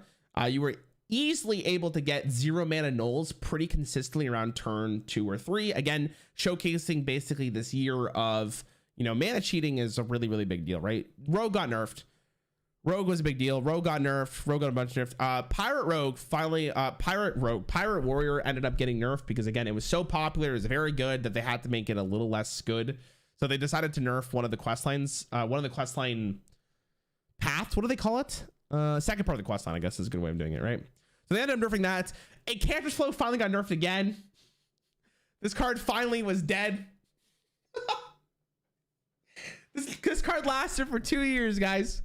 And it was ridiculous, and I still can't believe it. This is probably the funniest one. Is they nerfed Sorcerer's Apprentice from 2 mana to 4 mana. Again, this card wasn't even in standard, and they rotated it because of Drekthar. And Drekthar was... We'll get to Drekthar in a second, because he's the other really important notice of this card. They ended up nerfing cards because of the... This is for Wild, right? This changes for Wild. This changes for Wild. They ended up changing this card as well because of the quest line for Hunter and Wild was too good.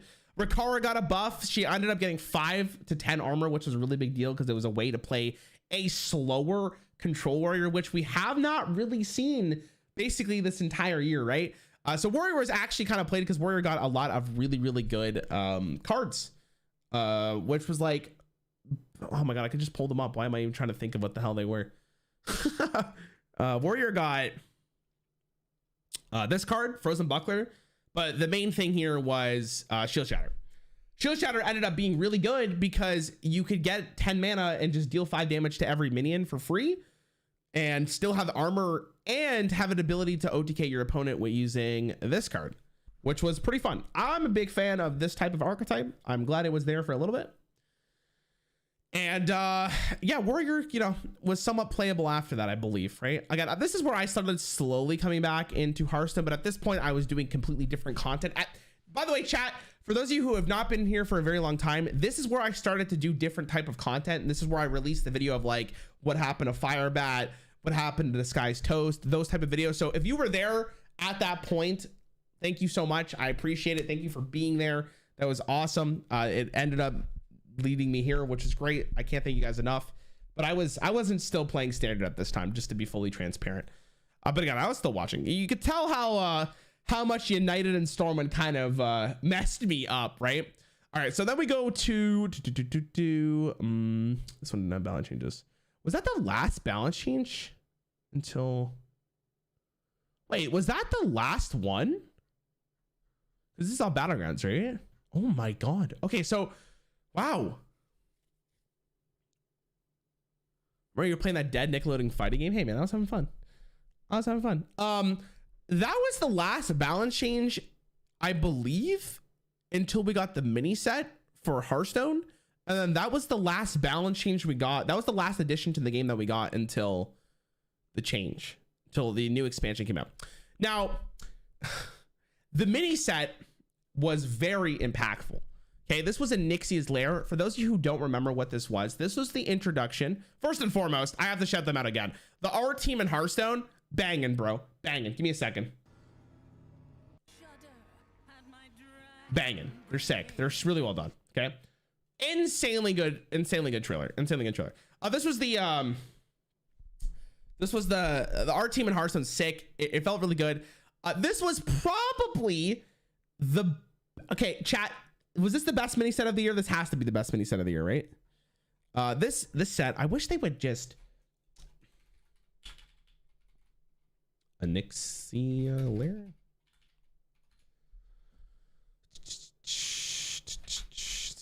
Not location. All right, perfect.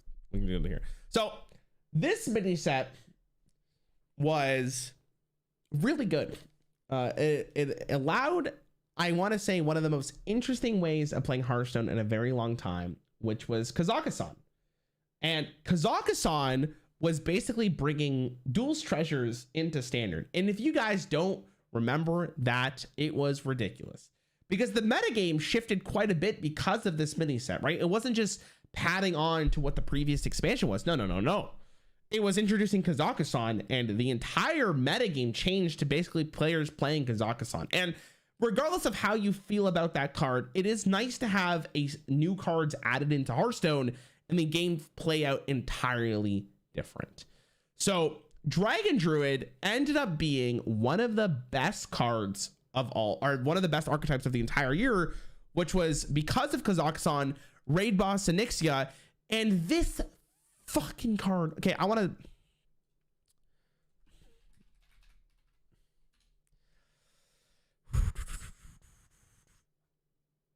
What? What? Am I dumb? Oh, it's scale. Not scales. This card was really good. I thought it was scales this whole time. This card was great, man. Really, really good card. It was one of the reasons why Druid was able to get the late game so consistently to play Kazakhstan, and the combination of scales plus Guff plus Kazakhstan led to some crazy metagames, right? Or some crazy games with Kazakhstan, right?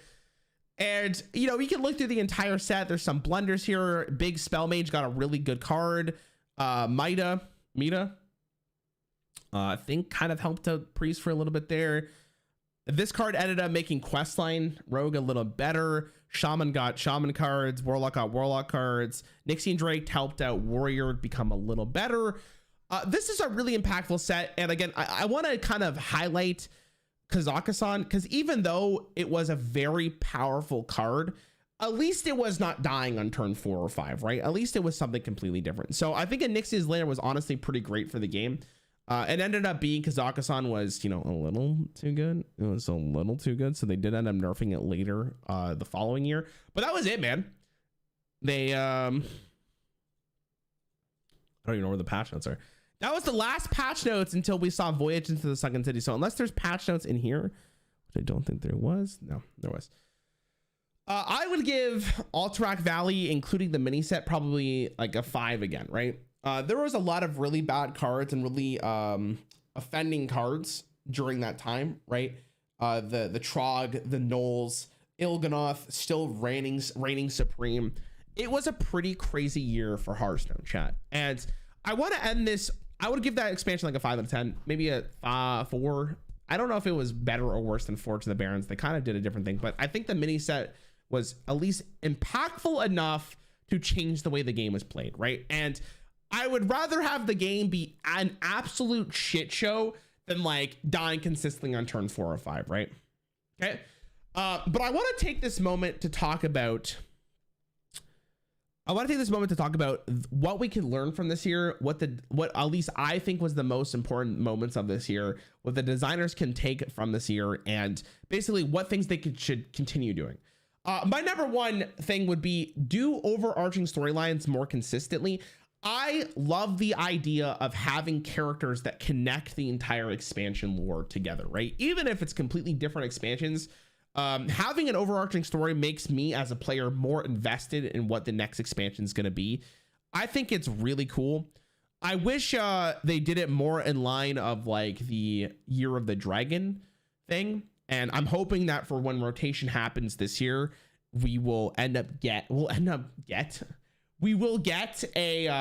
overarching story. We'll see. I'm not entirely sure. I think that they should learn on what expansion themes people are most excited for. Like I could ask chat right now and you guys could just say what expansion were you guys more excited for? Were you more excited for Forge in the Barrens or Voyage into the Sunken City?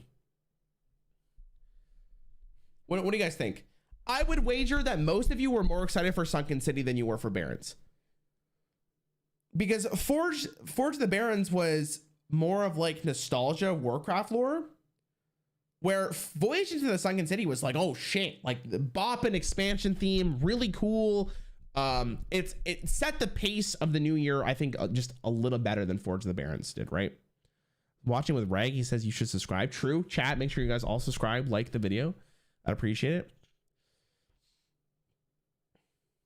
I think most of you would say Sunken City, right? But I think the people who pick Barrens have nostalgia for it. So anyways, I think like the first expansion of the year has to be like more exciting for the average Hearthstone player, which I think they learned from Sunken City. I think they saw what Forge and the Barrens did, and they're like, so I'm sure they're going to follow that. I think that's a really big thing. And again, if you guys want me to review this here, we definitely can. This was a lot of speaking, by the way, and I don't even think I'm done yet. I don't even think I'm done. I want to say, is there anything else I really liked about this year? Don't do Mercenaries again. If you're going to do another game mode for Hearthstone, make sure you actually make a game mode that people want to play. You guys did great with Battlegrounds. Maybe we can use that energy somewhere else. Mercenaries, rough, dude, rough. Rough. Yeah, it was rough. Overall, I say, like, make sure the game is not as fast paced. Mana cheating, keep it to a minimum. Don't make it super aggressive.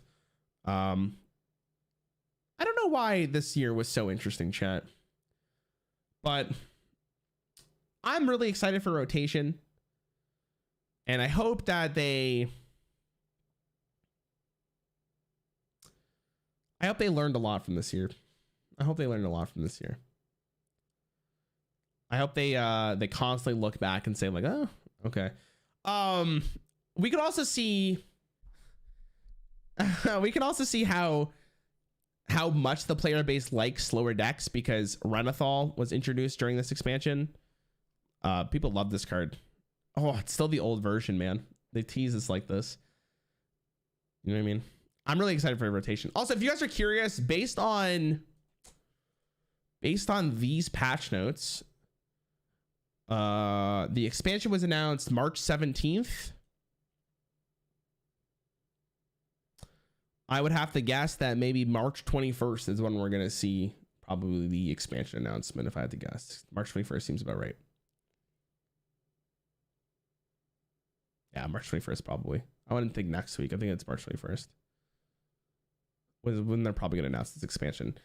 So usually expansions get released in April. So yeah, I think they're going to announce it probably March 17th is what I just said. No, March 21st is when they're probably going to do it. What do you mean no way this month at all? Guys, they literally announced the expansion last year at March 17th. They announced it.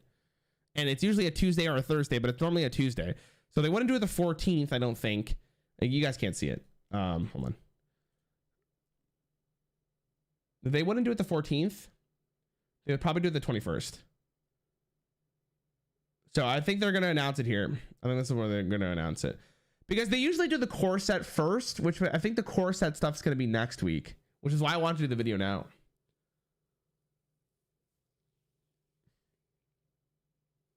Pretty crazy, man. It's kind of exciting. But yeah, guys, that was my year of the Gryphon. I hope you guys, did you guys like this, by the way? Did you guys like the style of the video? Also, if you like this, make sure you subscribe. Like the video. It helps me out a ton. I appreciate it.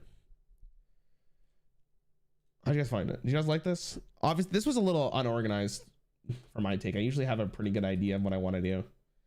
But I hope you guys liked it. There's a lot of talking. I thought it would be interesting to go through like the metagames and stuff to see how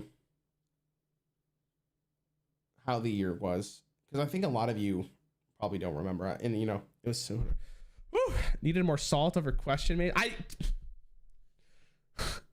I could be here for 5 years, dude, explaining how much I hated that expansion. Oh, didn't you talk about Evolve Shaman? We didn't talk. Did we talk about Evolve Shaman for this expansion? Or for that year? Was Evolve Shaman good, this expansion? I don't remember. We'll see how well the video does. If the video does well, we'll talk about older expansions. But God, that took a lot out of me, man. That was that's not how they handled Death Knight. I mean, if the question is like, I think they handled Death Knight as well as they could have. I think they looked at Demon Hunter. When Demon Hunter was released, it pushed the game into a direction that I think a lot of people just weren't happy with. Demon Hunter was absolutely ridiculous. Like there's no way they could have done that again. There's no way they could have done that again. They learned a lot from it. So they thought, rather than releasing a class that was absolutely turbo broken, they said to themselves, why don't we make a class that's good but not going to break the format? And I like the way that they handled it. I like the fact that they gave a core set. I personally would have released Death Knight at rotation. I wouldn't release it in the last expansion. I would release it at rotation. I would have made March of the Lich King the first expansion of the year, and I would have done something different for this year. It just feels weird because I think the problem now, like I think they handled it fine for the most part. I think the problem now though is how they're going to handle it post rotation, because no Death Knight cards are rotating. So that means that they're going to need some pretty great cards for most of the classes. Otherwise Death Knight's going to be broken for majority of it. So we'll see.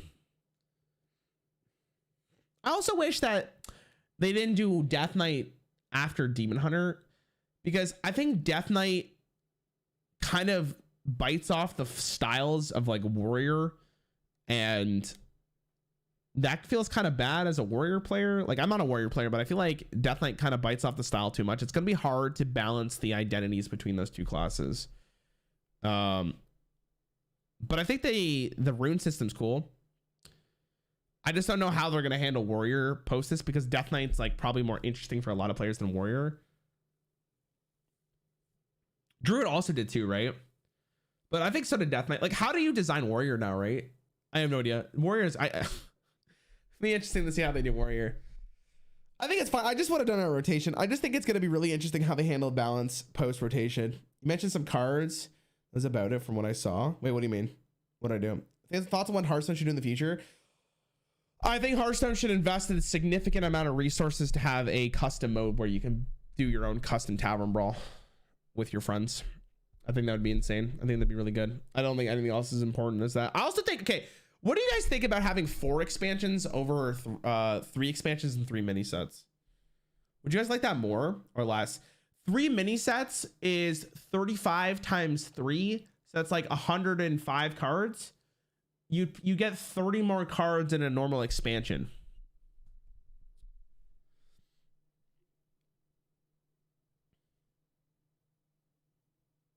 Terrible. Let me buy more cards for gold. 4 is horrible. It's a free-to-play experience. I guess that's fair. Yeah, sure. Metal can settle. It's an interesting argument, right?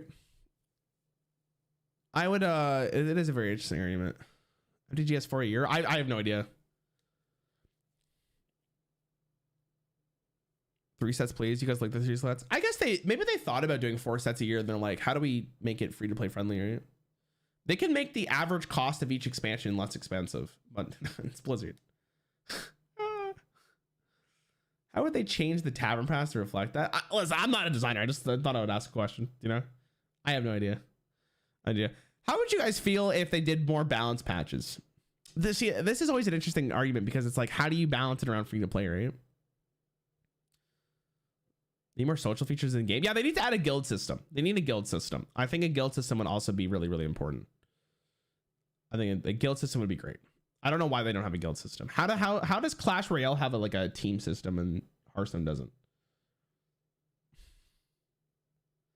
What do we need, guilds? Like, so if you've never played Clash Royale before, Clash Royale has a system that's like, you have like your Clash team, and you guys work for a bigger goal, right? You get to work for a bigger chest or something that gives you rewards in game, the better your guild does, and you're compared to other guilds or whatever they call it in Clash Royale, which I thought was a really good system. It was fun. It made you like want to get more invested. I think it'd be cool. You ever think of making a ladder just for free to play people? I think the player base would be too small. I also don't think like free to play players generally in Hearthstone can still compete with people who spend money, right? I think it like the worst comparison is someone who literally started the game versus someone who has an entire collection. But like, I think if you've been playing this game for multiple months and you're free to play, I think you're probably you could compete like on an even playing field for sure. I think the only time where free to play versus someone who has a full collection is very noticeable. It's like right when you start the game. I don't think they'll ever do a free to play thing. Yeah, like I'm free to play. I'm legend. Yeah, like you see that multiple times, right? I guess free to play it really varies. I played since beta. I haven't spent any money. Well, like the thing is for free to play players, right, is you're paying with time, right? It's not that the concept of free to play is like an illusion, right? Because you're not free to play. You're paying with time. So the argument is no longer The argument is more about how much time does a free-to-play player need to do in order for them to be on a competitive level for someone who plays the game, right? And I think at the moment, Hearthstone does a pretty good job, right? Because you're not going to get every card. There's no way they'll give you every card, but I feel like you get enough cards for about how much time you put into the game. Like, they do a good job. They do a good job. And again, I play Marvel Snap a shit ton, and I'm so upset with the way that they've done card acquisition in the game, acquisition, sorry, that it's annoying. Right. And it's overwhelming at the start from a Hearthstone player because like you're like, oh my God, like there's so many cards in the game at the moment. There's no way I'm going to get it. But like, as long as you focus on like a couple of decks that are competitive, you said a lot of nonsense about free to play. It has nothing to do with time spent. How I can't wait. Hold on. Says that. No, just please explain. No changes. Please explain to me how with free to play, you're not spending your time. You're not paying with time. I can't explain to me how that's not the case. Because that's literally what you're doing. You're putting your time into the game and you're spending your time in order for you to get cards in the game. The alternative way of looking at it is that I spend money to pass all that time in order for me to get a collection. Has nothing to do with your time spent. It only has dust management because you play the same deck longer. That doesn't make any sense. You're still spending time playing the game in order for you to get gold. Do you not understand that? Of course it is your time. How do you not understand that? What are you talking about? You need to spend time to get gold in order for you to get a bigger collection. Hello? What are you talking about? Okay, anyways, I'm gonna move on. I'm gonna move on. You don't get a big collection. That's my point. You do though.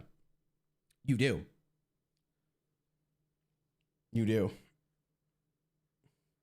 I've been free to play. Yes, you got to remember, right? I've been playing this game since closed beta, and I was a free to play player. I pre-ordered the Grand Tournament, but we all know how that went. I was a free to play player since Rise of Shadows, right? And I remember, Icky, I'm just gonna time you out, bro. I don't know why you spam the same thing over and over again. There's clearly why I'm passing it, bro. I've been playing this game since closed beta. I was a free to play player other than the Grand Tournament for like literally like until Rise of Shadows. I remember playing the game every single day, and I remember like being able to craft maybe 3 to 4 decks. But like the way that you get those decks is by putting the time into getting gold. That's what I mean by you're spending time you're spending your time as the currency to get something in the game. That's what it means. There is external elements that also help you in order for you to get other cards. For instance, there is your dust management, so you don't craft nonsense.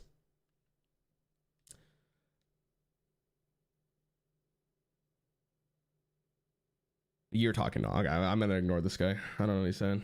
It doesn't make any sense. Do you think Hearthstone should add another class to stop a DK? I think they should add another one. I think more content's better for the game. I think more content is way better than the game.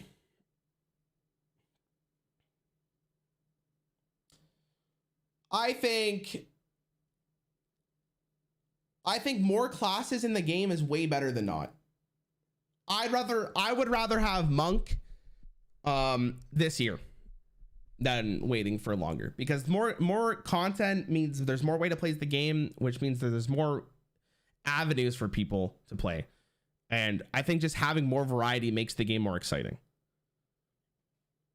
I think it's way better. Do many sets and forwards of the Barrens rotate out of the shop? I think after the rotation they do, yeah.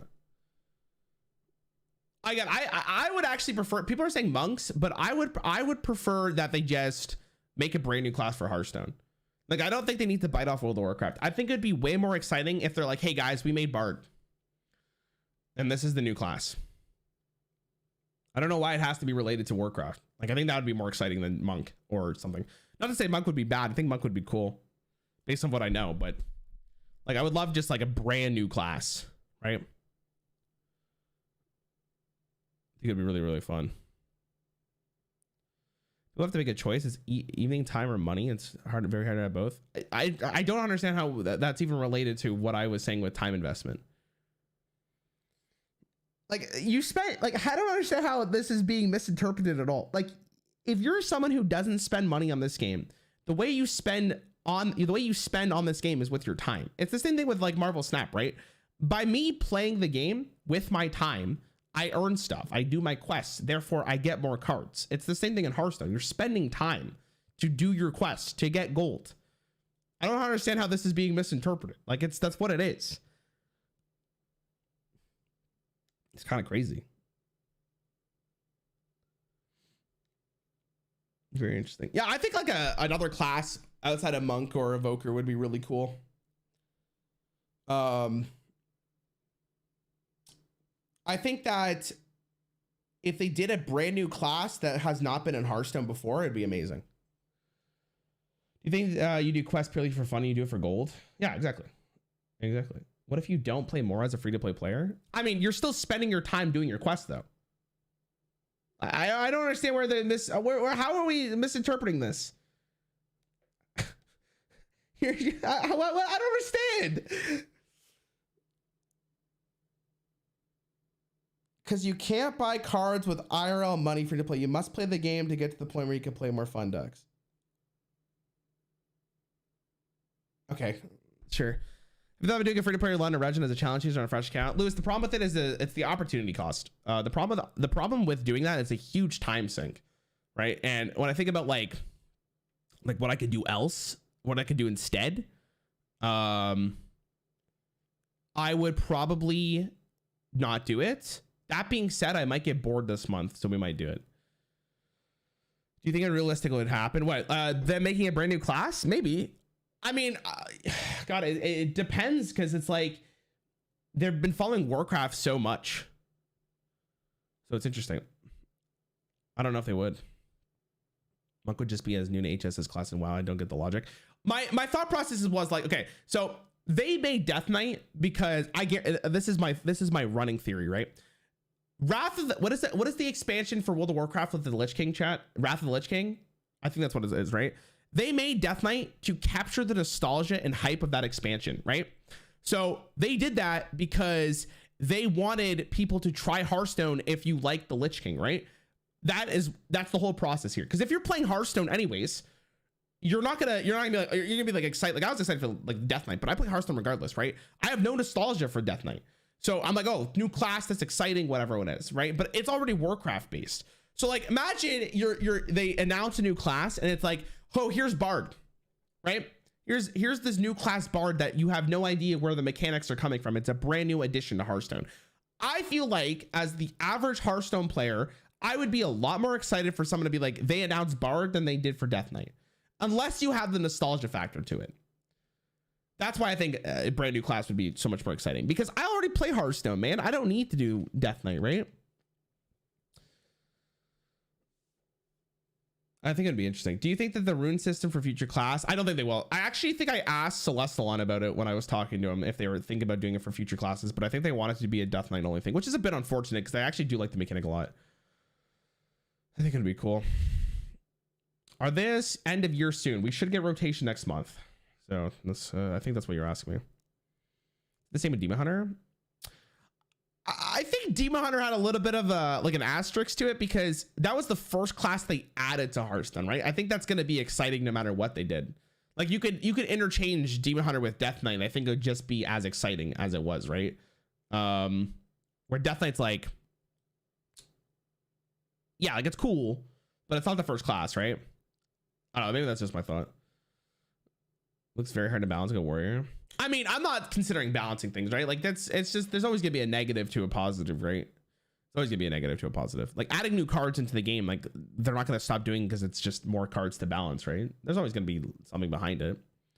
Bard was originally one of the ideas for a class of WoW, but they didn't do it. That's my point, right? Like, and again, I'm not like I don't know anything about, I'm not a game designer, right? So when I think about Bard, like I don't know what else could there be? Could there be like a vampire class? But that's kind of close to Warlock, but it could be cool, right?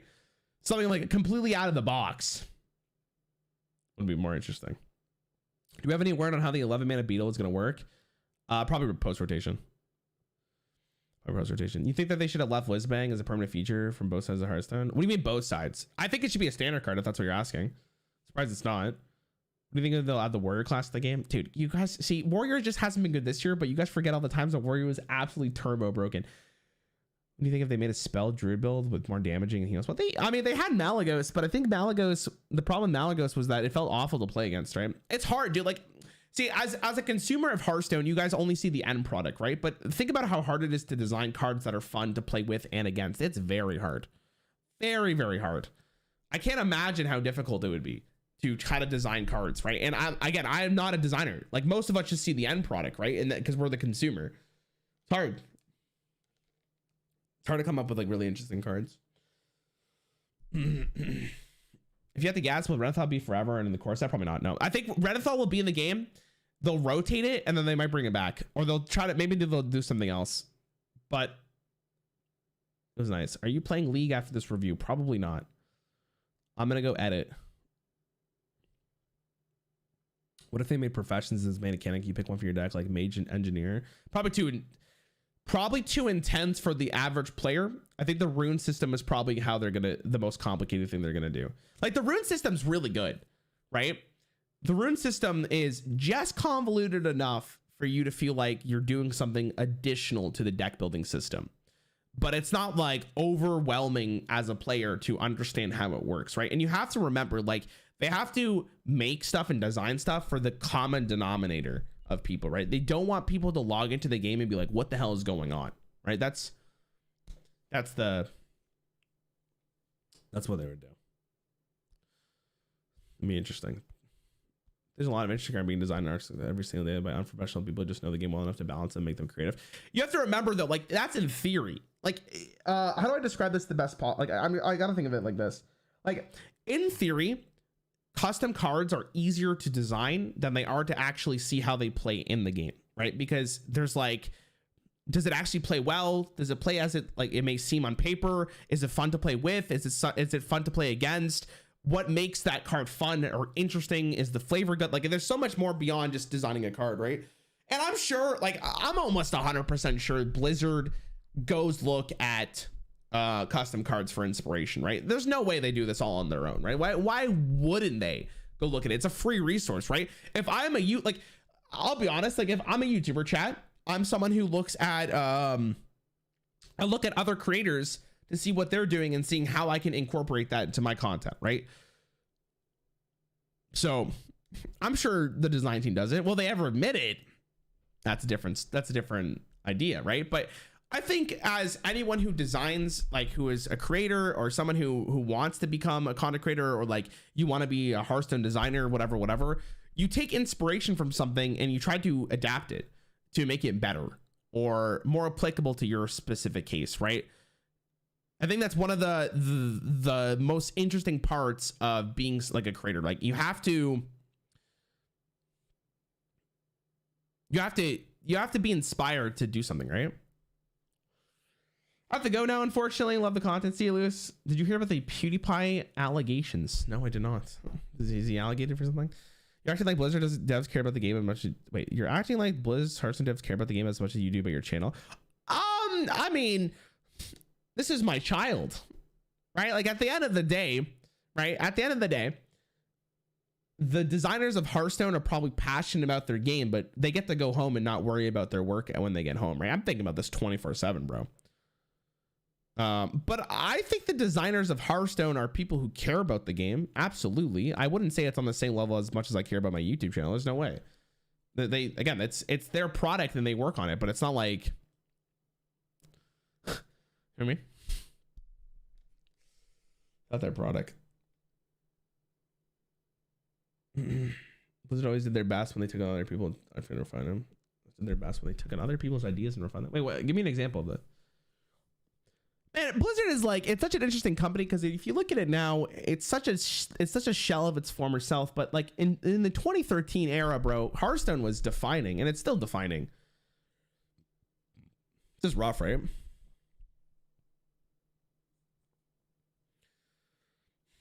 You doing another video discussing this with Leo? Discussing with Leo? This with Leo? I mean, the thing is about the Hearthstone, working with Hearthstone developers is I have to get approved for the ideas that I have, and I'm already waiting for one of them to get approved. I should maybe email them today, see if there's any update. But I don't think I'm gonna do this with Leo.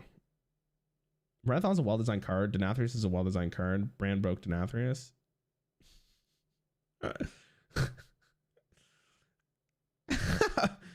You're blaming a card stuff instead of down for the actual problem, not the problem itself. Wait, what? What are we talking about here? What's Jack going on?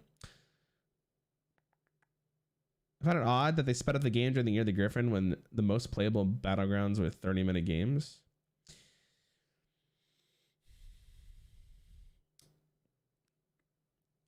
Battlegrounds does a really good job of setting you up for a story in its game, right? Battlegrounds is also extremely random, right? The variance of Battlegrounds makes it extremely exciting to play a game of Battlegrounds, right? So when you play Battlegrounds, every single game often plays significantly different from the last one. And it's cool seeing the progression of getting a bigger unit over the course of the game, right? And each turn feels significantly different than the previous turn. When you look at regular Hearthstone games, they play pretty similar from one another. If you're playing a deck,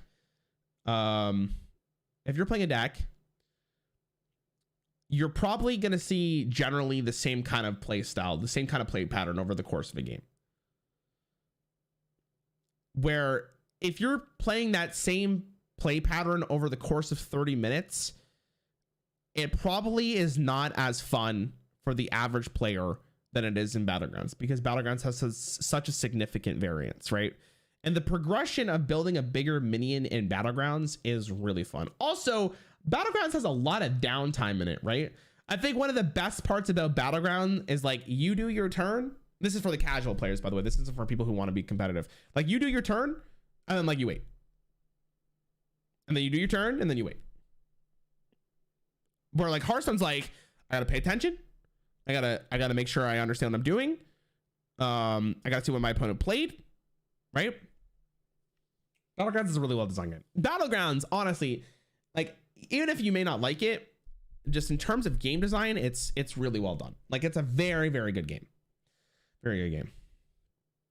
Your Hearthstone used to be fun and powerful cards that can be built with different decks. Now it's just predetermined decks that don't get support later. I would actually disagree with you. If you go look at Hearthstone expansions from a while ago, 99% of the not 99, 90% of the cards are hot garbage that are reinforced from a metagame that is just the most powerful cards, just like it is now. But nowadays, there's more playable cards. Like go look at metagames like Curse of Naxxramas and tell me that Curse of Naxxramas is more fun than what it is currently today.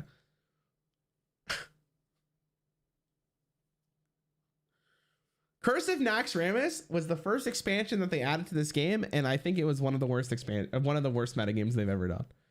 And people got over that because it was like, oh, it's the very first expansion of Hearthstone. Like this, of course, it's going to be exciting. But dude, Undertaker Hunter for months on end, bro, no shot. I argue that Frozen Throne was the most powerful year. Ungoro.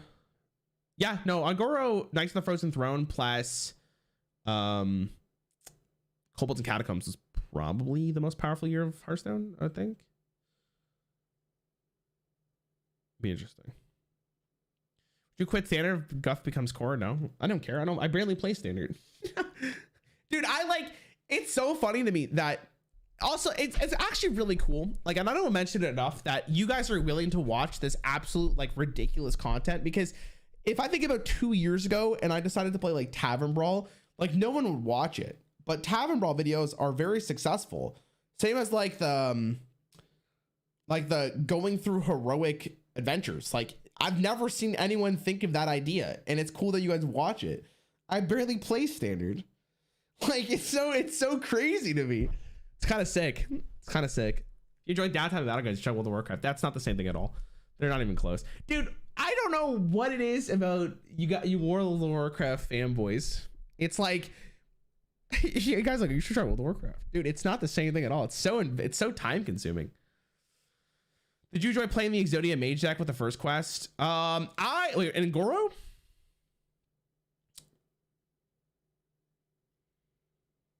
I was a free to play player during Angoro, so I don't think I had it. I played the Taunt Quest Warrior. I really like that deck. That deck was fun as fuck. That deck was fun. I think the problem with Hearthstone, dude, like currently, is not the designers necessarily. Like the designers make some really good cards that kind of warp the meta, but I feel like HS Replay, Vicious Syndicate, really make the game conglomerate faster, which means the meta game gets staler quicker. Where beforehand, when like expansions would come out, it would take a lot longer for like real meta decks to show up, and the first time you really got to see like really good decks is at like tournament. Like think of it like in Classic, right? Classic, there was like things that were obviously better or worse. There's like Druid was like the top dog compared to a lot of the classes, but like we didn't even know Force of Nature was good with Savage Roar until the World Championship showed up. Think about how crazy that is. Like that was a year basically of people not knowing that. And it's like, what? Like it's crazy. It's crazy. Not gonna lie, I love when I watched the Minecraft video and I was like, who is that Dexter Waffle? I can't remember who it was. It was Ben. But I don't feel like watching it because I don't like it. Well, I think that's just personal preference, right? How many of you guys play Marvel Snap? I'm actually really curious. How many of you guys actually play the Marvel Snap? Give it a try. Like I know most people probably only play Hearthstone here, but I'm actually really curious. Are you gonna be the #1 bizarre content creator? I have to play the game first before me to answer that question, but I'm hoping it's fun. Did you make a Minecraft video? I did, yeah. Me, I love it. I played it. Gryphon game. No. Me, rank 70. Pog, let's go. Me, no, looks boring to me. Interesting. I know I wouldn't have time for it. I did a lot. I don't play either. I tried but stopped after 5 games. Interesting. I'm only playing Snap, no HS anymore. Okay. Okay. Where can I watch the Minecraft video? Yeah, chat. By the way, guys, do me a favor. Go check out the new channel if you want something other than Hearthstone or card game content. I don't know if it is the bot here. I don't know if the bot's here. There it is. Interesting. It's fun, but also addicting. Like off stream, I don't play Hearthstone at all. I just play Marvel Snap. I'm like, I love it so much, dude.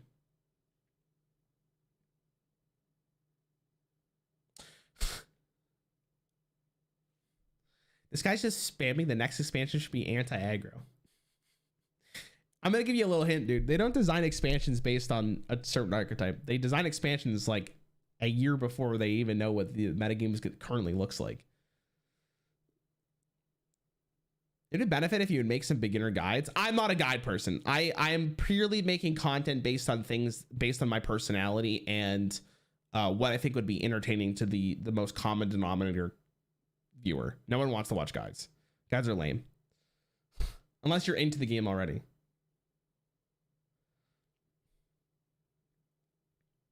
How often or ever do you get burnout from doing and playing Hearthstone?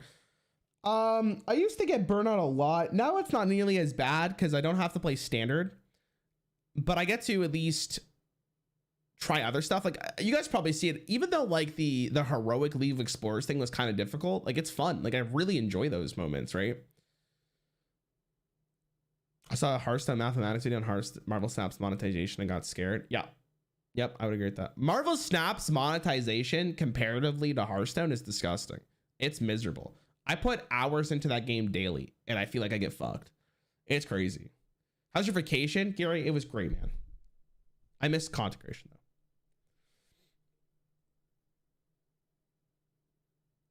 That video from Hearthstone mathematics was a little cringe. I don't watch his content.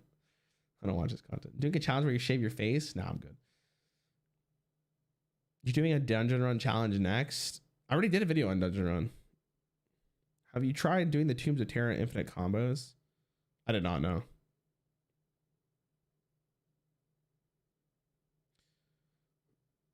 I just love Hearthstone and thanks for the positivity, no problem. Do you ever think they'll bring Baku again in the core set? No, they will never do it. Nope. Those 2 cards were problematic because it made the play pattern of the game awful for a lot of players. So they'll never bring it back. Should be a 1 minute 1/3 that makes your opponent can't draw cards.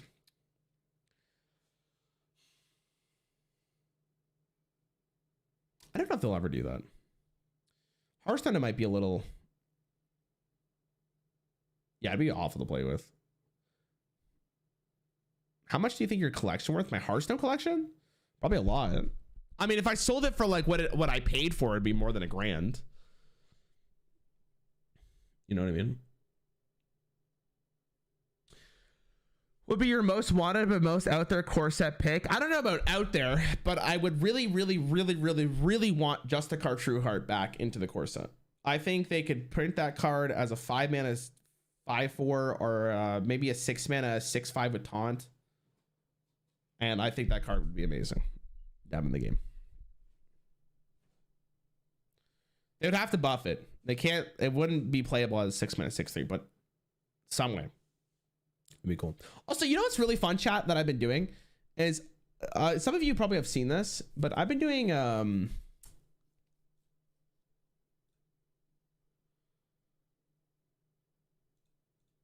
on. I've been doing these recently. I've been doing these. I don't know if you guys have seen these on your pages or anything, but these are some of the most interesting things I've ever read in my life. Like, I always think these are so interesting to watch, and I don't respond to any of the comments, but I'm really curious to just see where my viewership is, right? Like, I'm surprised that Brawl is so far ahead of Mass Hysteria, but like, I would have thought that this would have been closer to 50-50, right? I don't play Hearthstone, but I still vote on these polls. True, right? I think it's really interesting, and I don't know if necessarily my opinion's correct, but like, I think it's really interesting to see that people think that Brawl is so much better than Mass Hysteria, right? And like, this one I think is also very interesting. Which card do you think is stronger between Peasant and Broomstick? Like, I think Broomstick is really good, but I'm surprised it's this close. Like, Peasant's good on turn 1, but I think I'd pick Broomstick like 90% of the time. Right? Like, I think it's crazy. This one made total sense. I understand this a lot. My goal for this, by the way, in case you're curious, is I'm trying to get a poll that is exactly 50-50. I'm trying to think of a combination of cards that is like exactly 50-50 to see what I can get it. This one made total sense. I understood this, but I was just very curious to see what people thought. This one is like whatever. This one I thought was really interesting. I'm surprised how high up Shutterwalk is, but I guess if you play Wild, you know how good Shutterwalk is.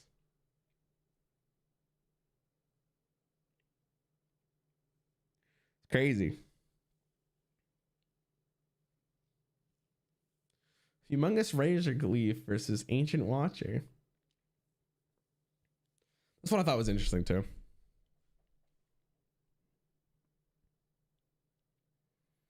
Surprised you think that highly of Zephyrus? I mean, Zephyrus, when it was out, was absolutely ridiculous. It's such a good card. It's such a good card. If you know how to play with it, it's insane. Like, Zephyrus could give you any basic card, and that was extremely powerful. It was kind of crazy.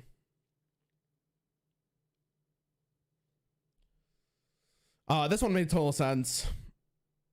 This one made total sense. This one I still think is completely nonsense. Lotheb is so much better than Reno Jackson. I'm gonna get a water. Hold on.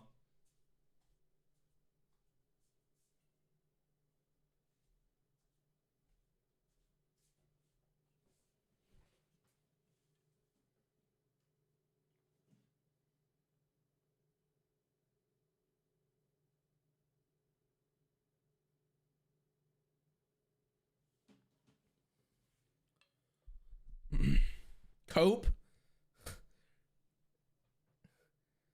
Lotheb disrupts one turn. Reno can reset the. See, the thing with Lotheb is no one remembers how often Lotheb just absolutely fucks your turn and then you just lose the game because of it.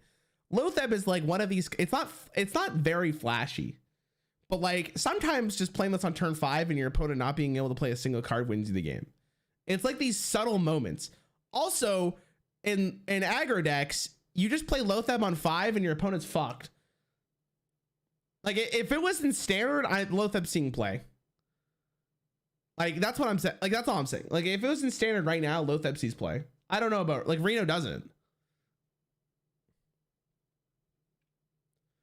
It's actually kind of insane. I don't want Lothab in standard. Lothab in standard is not, it wouldn't be good. It'd be awful. When I'm playing Hearthstone on the toilet and I hear I see you, give me existential fear. Yeah. It's really good. Reno would be insane in modern Hearthstone due to DK. Reno's in standard. He does the same play. That's my point. He's in the game and he sees no play. He's dog. Well, right now he's dog. Like, that's my point. Like, people are like, oh, it's Reno, dude. Like, I'm 100% confident that Lothab sees play every day of the week.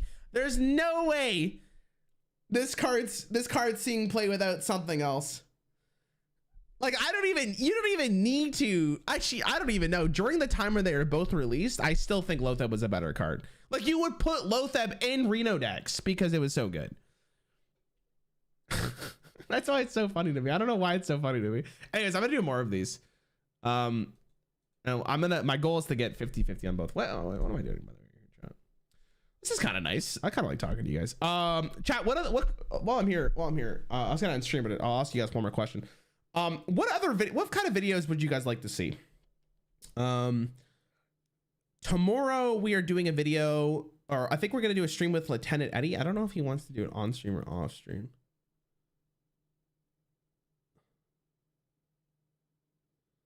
All right, we might do it off stream.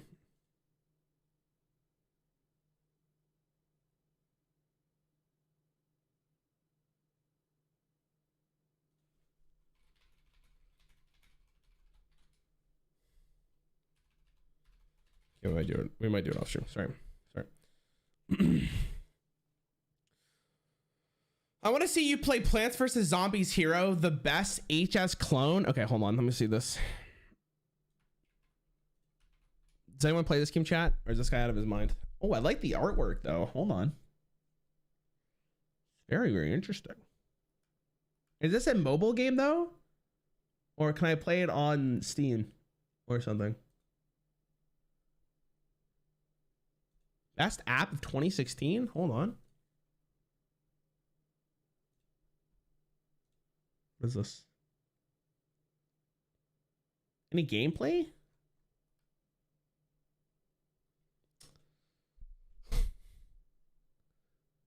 We're the gameplay app, bro. Okay, here.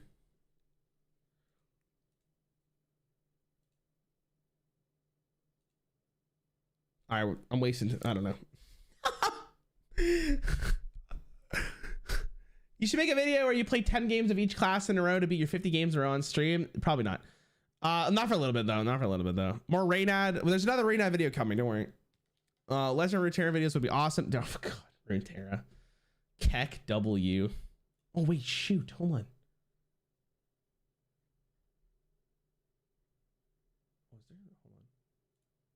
What's today, chat? Oh shit. Okay. I think I remember to do that. Oh my God.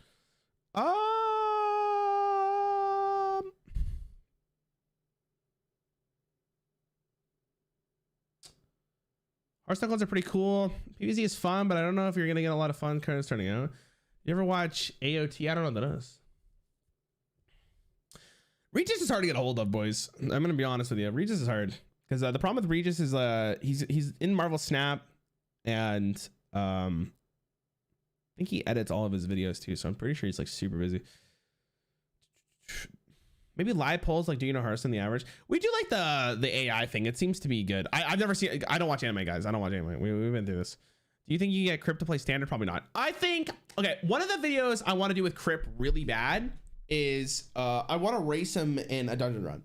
Like, we both pick the same class and we see who can win the dungeon run first. I think that would be really fun. And there's more like, there's variants to that. I just don't know if he would want to do it. And I'm scared to ask. I have like anxiety of asking. I don't know why. Rattlegore in the core said healthy or not. It's probably healthy. He wasn't an atrocious card to deal with.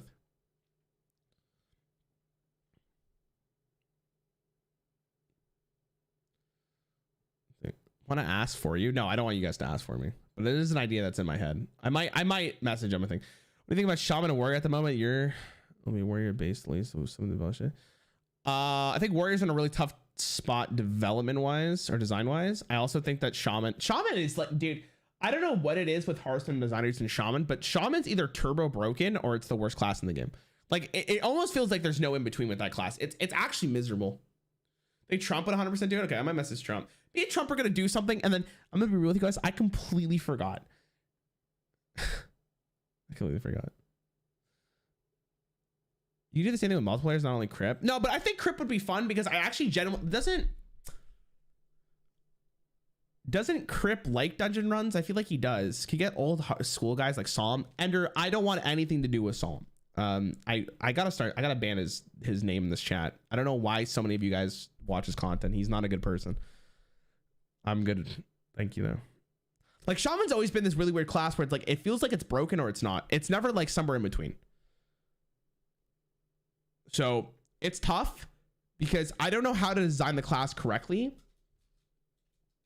So it's again, I'm not a designer. I don't know how the fuck they do it. Go Twitch out on that voices what the chat says and play a few games with our advice. Okay, I do want to do a chat. I do want to do a video or a stream that is every time I laugh, I concede my game. Kind of like we did with the E thing, but you guys can make me try to laugh and I would concede my game. And I laugh. I laugh a lot. What are you thinking of playing for the other channel? There is a hold on. League video should be out today. My editor who edits them is sick. 2 is Super Smash Bros. Melee is the other one that's coming. And then we'll think about it. What's wrong with Solemn? Solemn had a channel. I don't really care if I say this a lot at all because it's public information. He had a channel that supported the lifestyle of Andrew Tate, which was just basically living through him and preaching the same shit of misogyny and all that stuff on a separate YouTube channel. And that basically says it all.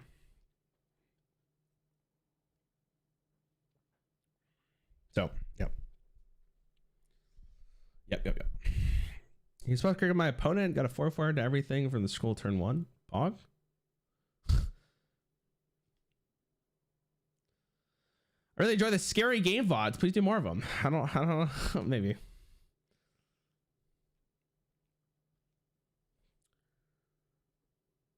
Can you do a 45 legendary possible challenge for each class? Probably not. No. But we did do that video at some point, right? Will you make any more legendary Terra video in the future? Dude, the thing is, okay, listen. There's already a big tribalism. There's a lot of tribalism in card games to begin with. And I think Hearthstone has a lot of tribalism.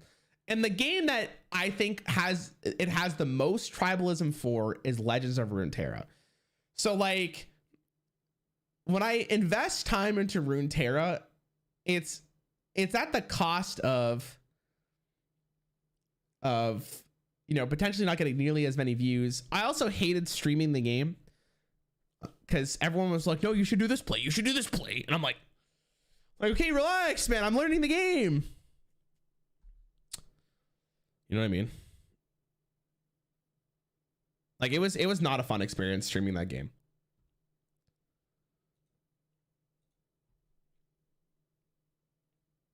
Good stuff. Today on your second channel, I don't actually see in the description. If you want the new channel too. Chat, I am gonna end stream. I do have to go talk to someone about a video that we're working on. And yeah, I will be live tomorrow for probably a little bit. I don't know how long I have to record with Eddie for tomorrow, but yeah. I will be here tomorrow. Thanks for watching, guys. This was just a random idea that I had. I'm glad people stuck around and watched it. Okay, I still can't believe I'm a member of the channel. Yeah, it's enabled as far as you can. If you guys like content, please go check out the other channel. It'd mean a lot. If you guys haven't seen the new video for today, go check it out. It's also pretty good. I think it's a fun video. It's a super fun video, to be honest with you. And yeah, I'm gonna end stream. Thanks for watching. If you guys haven't liked the stream, it'd help me out a ton. I'm gonna play some ads. No worries if you guys want to go. I'll see you guys later. Thanks for watching, guys.